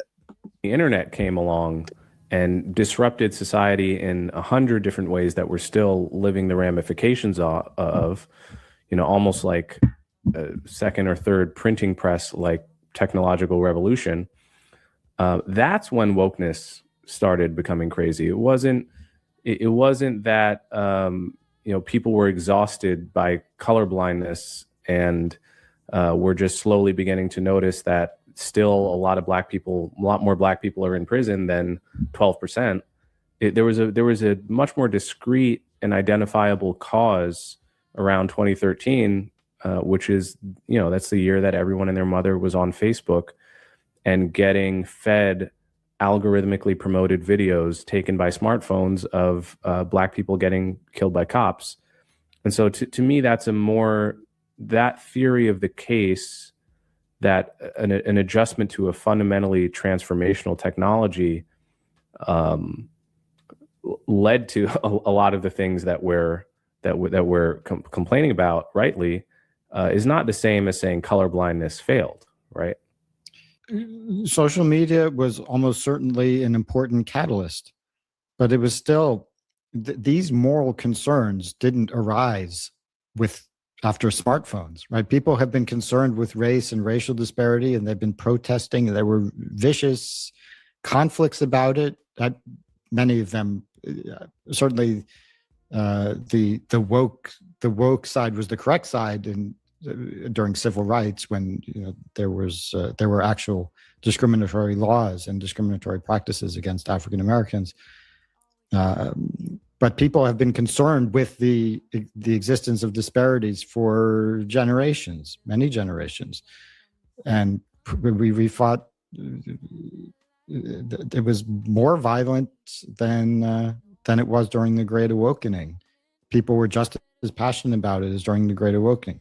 Okay, social media helped organize people, helped get people riled up, but this is not a new ideology that just arises in 2012 when there's a spike in social justice talk in American newspapers. We tried, so we had the African Americans got legal equality in the Civil Rights Act of 1964 and the Voting Rights Act of 1965. People expected equality to follow from that. It didn't work. We tried affirmative action. Affirmative action originally meant just taking action to find qualified applicants from the historically persecuted group. That had limited effect. So then affirmative action changed to giving people, a real significant leg up. We've been trying this kind of thing for a long, long time, and because the desired outcome was not attained, it was inevitable that we would at some point reach a tipping point where people would demand action. So why did people social media created opportunities for activists to mobilize around any issue? Why did they choose this one? It's because the technology preferentially boosted the most divisive narratives. It gave a competitive advantage. Both these dumb fuckers are wrong. Okay, if the fix isn't working, let's just call it like a water pump. If the shit is not pumping what you think it should pump, you don't get rid of the pump, motherfucker. You go and see why it's not working. It's assumed that when you bought the pump or you installed the pump, there was capacities that you were expecting from it. And if it's not doing what you expected to do, you figure out why. You don't get rid of the pump necessarily. You don't blame the water that it's not pumping. You fucking try and fix the pump. They did not do that with affirmative action. They modified, but never addressed the problem. Dude, both these dumb fuckers are just making ahistorical points. It is amazing how stupid young people can be. It's like they are suspended in the aspect of time and stupidity. If you know what aspic is, you probably don't. Just fucking look up aspic. They literally are idiots. And they're typical of what you will find on YouTube. Just people who don't know shit. And I know Coleman Hughes is a fucking Ivy League graduate. Yet, dude, they didn't want to fix affirmative action. That's why they ended it. They searched for years. Dude, they started trying to get rid of affirmative action as soon as it was created. Same thing with the VRA. It is amazing how stupid these young black quote bloods are. And then we got old heads like a John Galt. I cannot think of a fucking black old YN YouTube content creator that I even respect intellectually. They're either sucking Be Brave dick or they're sucking idiot anti-black dick. They're disrespecting women. They're just doing all kinds of things that I find disturbing. Okay, who gives a fuck about Al Sharpton? Al Sharpton, I haven't seen Al Sharpton on fucking Sharon's channel yet. I'm literally not talking about Al Sharpton, ma'am. It's funny, Al Sharpton's name should come up because, and I literally have not seen him on one of these old YN panels. Advantage to certain ideas over others, at least in the short run. But that is driven by the fact that a lot of people care about this issue. A lot of people it's a divisive issue. But Nathan, it's always going to be the case that a lot of people care about this issue. That is survivable as a status quo, right? A lot of people are going to care about a lot of things. What is not survivable is a perpetual, riots of 2020 or riots of the late 60s, right? There's a huge difference between lots of people care about this, but there's no riots about it. It's not really affecting most people's lives most of the time. and we're defunding the police in 10 different cities because we can't think clearly about the relationship between crime and policing and racial disparity, right? So there's really, like, between the Rodney King riots and 2024, it really was as good. I would say it was as good a status quo as has ever existed on race in any society ever. And to be born, if you were behind the Rawlsian yeah, it was all good. There was there was OJ again. This dumb, he's as dumb as they fucking come. Isn't he supposed to be some sort of Ivy League philosophy graduate? So between Rodney King and now, or whenever, what, the 90s were a golden age? I lived in the 90s. There's never been a golden age. The fuck? veil of ignorance, and you didn't know what race you were going to be. And I told you, you could be born in America.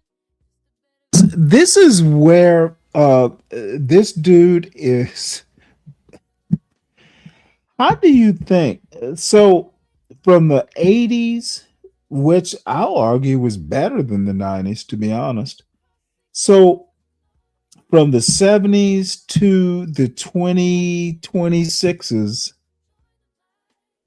there was a time when everything was right. So is the argument that we reached the apex of what America could be, and then we went down? What the fuck is even the argument here? America in 1998, it would be extremely difficult, probably impossible, to choose a better society that has ever existed anywhere, right? And so if that status quo isn't something to aspire to bring back, then. So is this idiot arguing we need to bring back the 90s? Let's bring back Y2K, baby. To choose a better society that has ever existed anywhere, right? And so if that status quo isn't something to aspire to bring back, then I don't know what is. And I would further make the point that, you know, as you concede, like, or as you argue, like, colorblindness isn't new; it's been tried. Hereditarianism isn't new; it's been tried probably for longer. You know.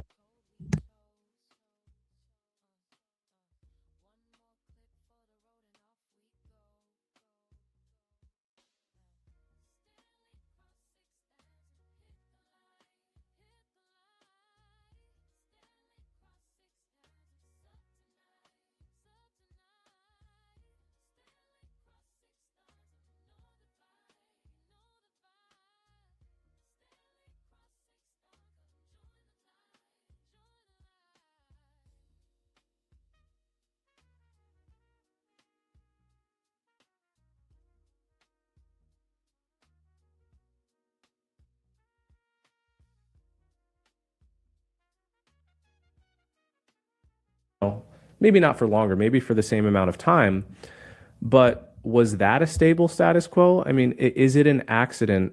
I asked ChatGPT to list every society from the past 300 years where genetic differences, I guess, the concept of genes would have been around not for 300 years, but. So let's ask ChatGPT. Let's not do the hard work. Ooh, that might involve books. This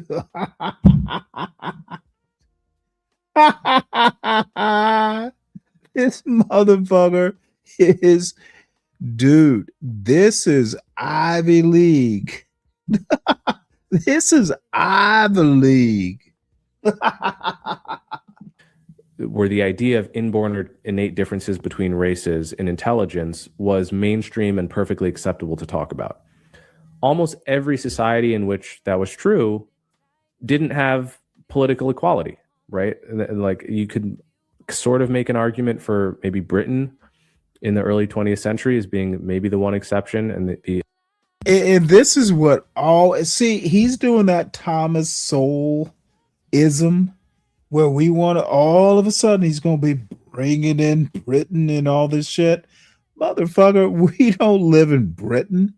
We're talking about these United States. But watch him do it. He's going to bring in Britain and France. The other exception it gave was Germany pre-1933, which obviously would be no one's example case because of what followed. But all of that. See, Europe was worse. They had slavery too, all over the world. Dude, this motherfucker. This is what Thomas Sowell teaches. Ooh, let's not be specific. Let's dilute the water. Is it possible that the kind of society in which truly becomes comfortable with race realism, because human beings are so bad at decoupling the claims about average differences from treatment of individuals?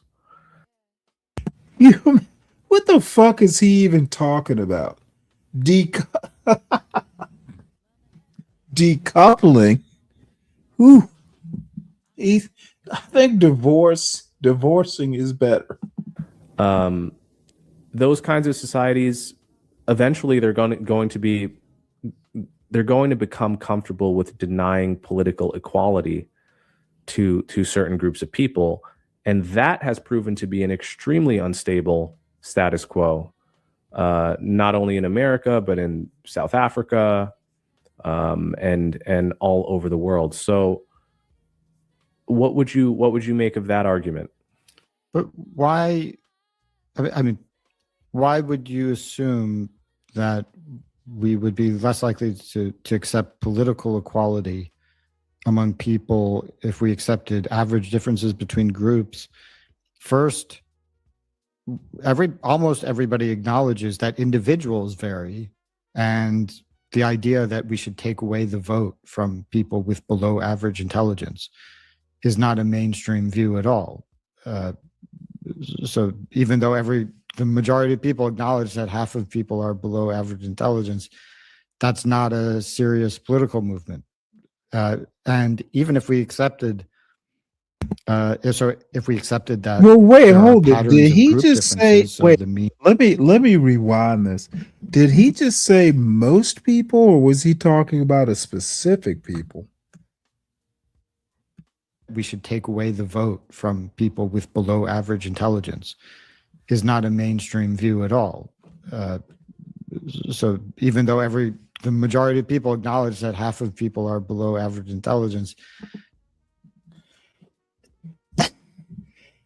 I understand the average argument. I don't know about that. So if half of people are below average intelligence, so is he saying like I don't know, half of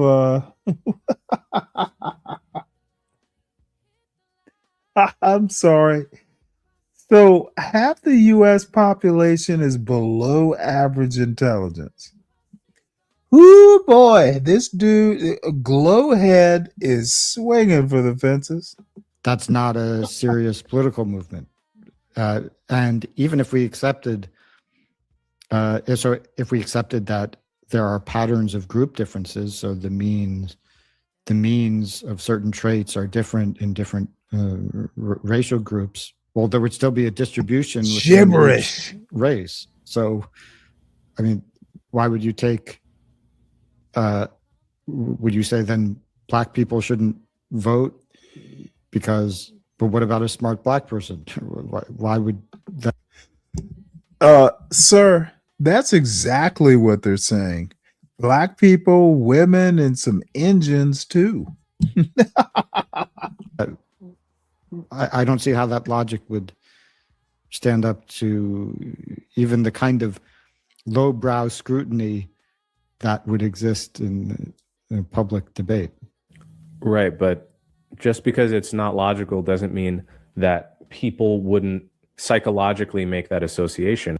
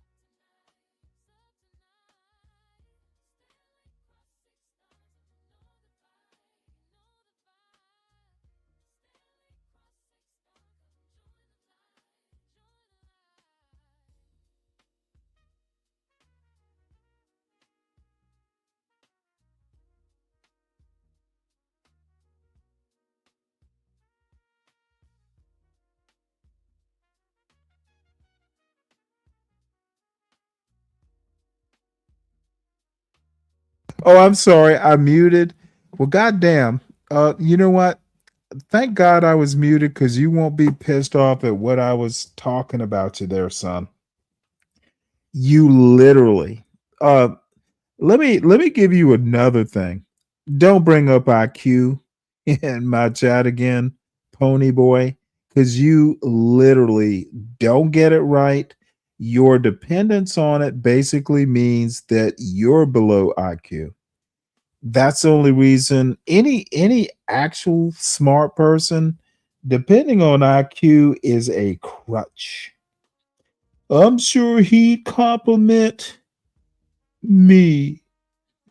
And you know what? I know you would plant a lipstick kiss on that big glow plug forehead because you wear lipstick. You go, mwah. Dude. Oh, Palomino. Worship your IQ, son. I bet you have the highest IQ possible.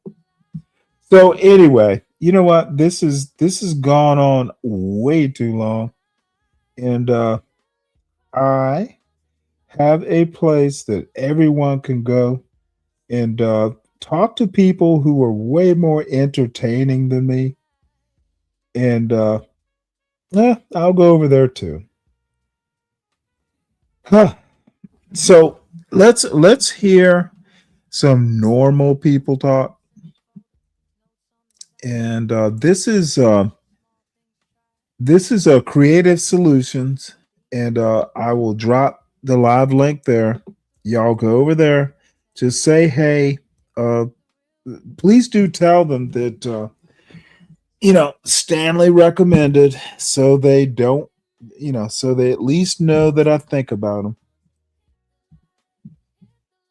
Because I think the last time I was over there, I was banned, or not banned, but like I said something that pissed someone off, and it shouldn't have surprised them. But sometimes I say things, and it wasn't that bad in my opinion, but they thought so, and I wasn't going to apologize. So hit the link, say hey. I'm ending this. There shall be a show tomorrow, and I enjoyed it, folks.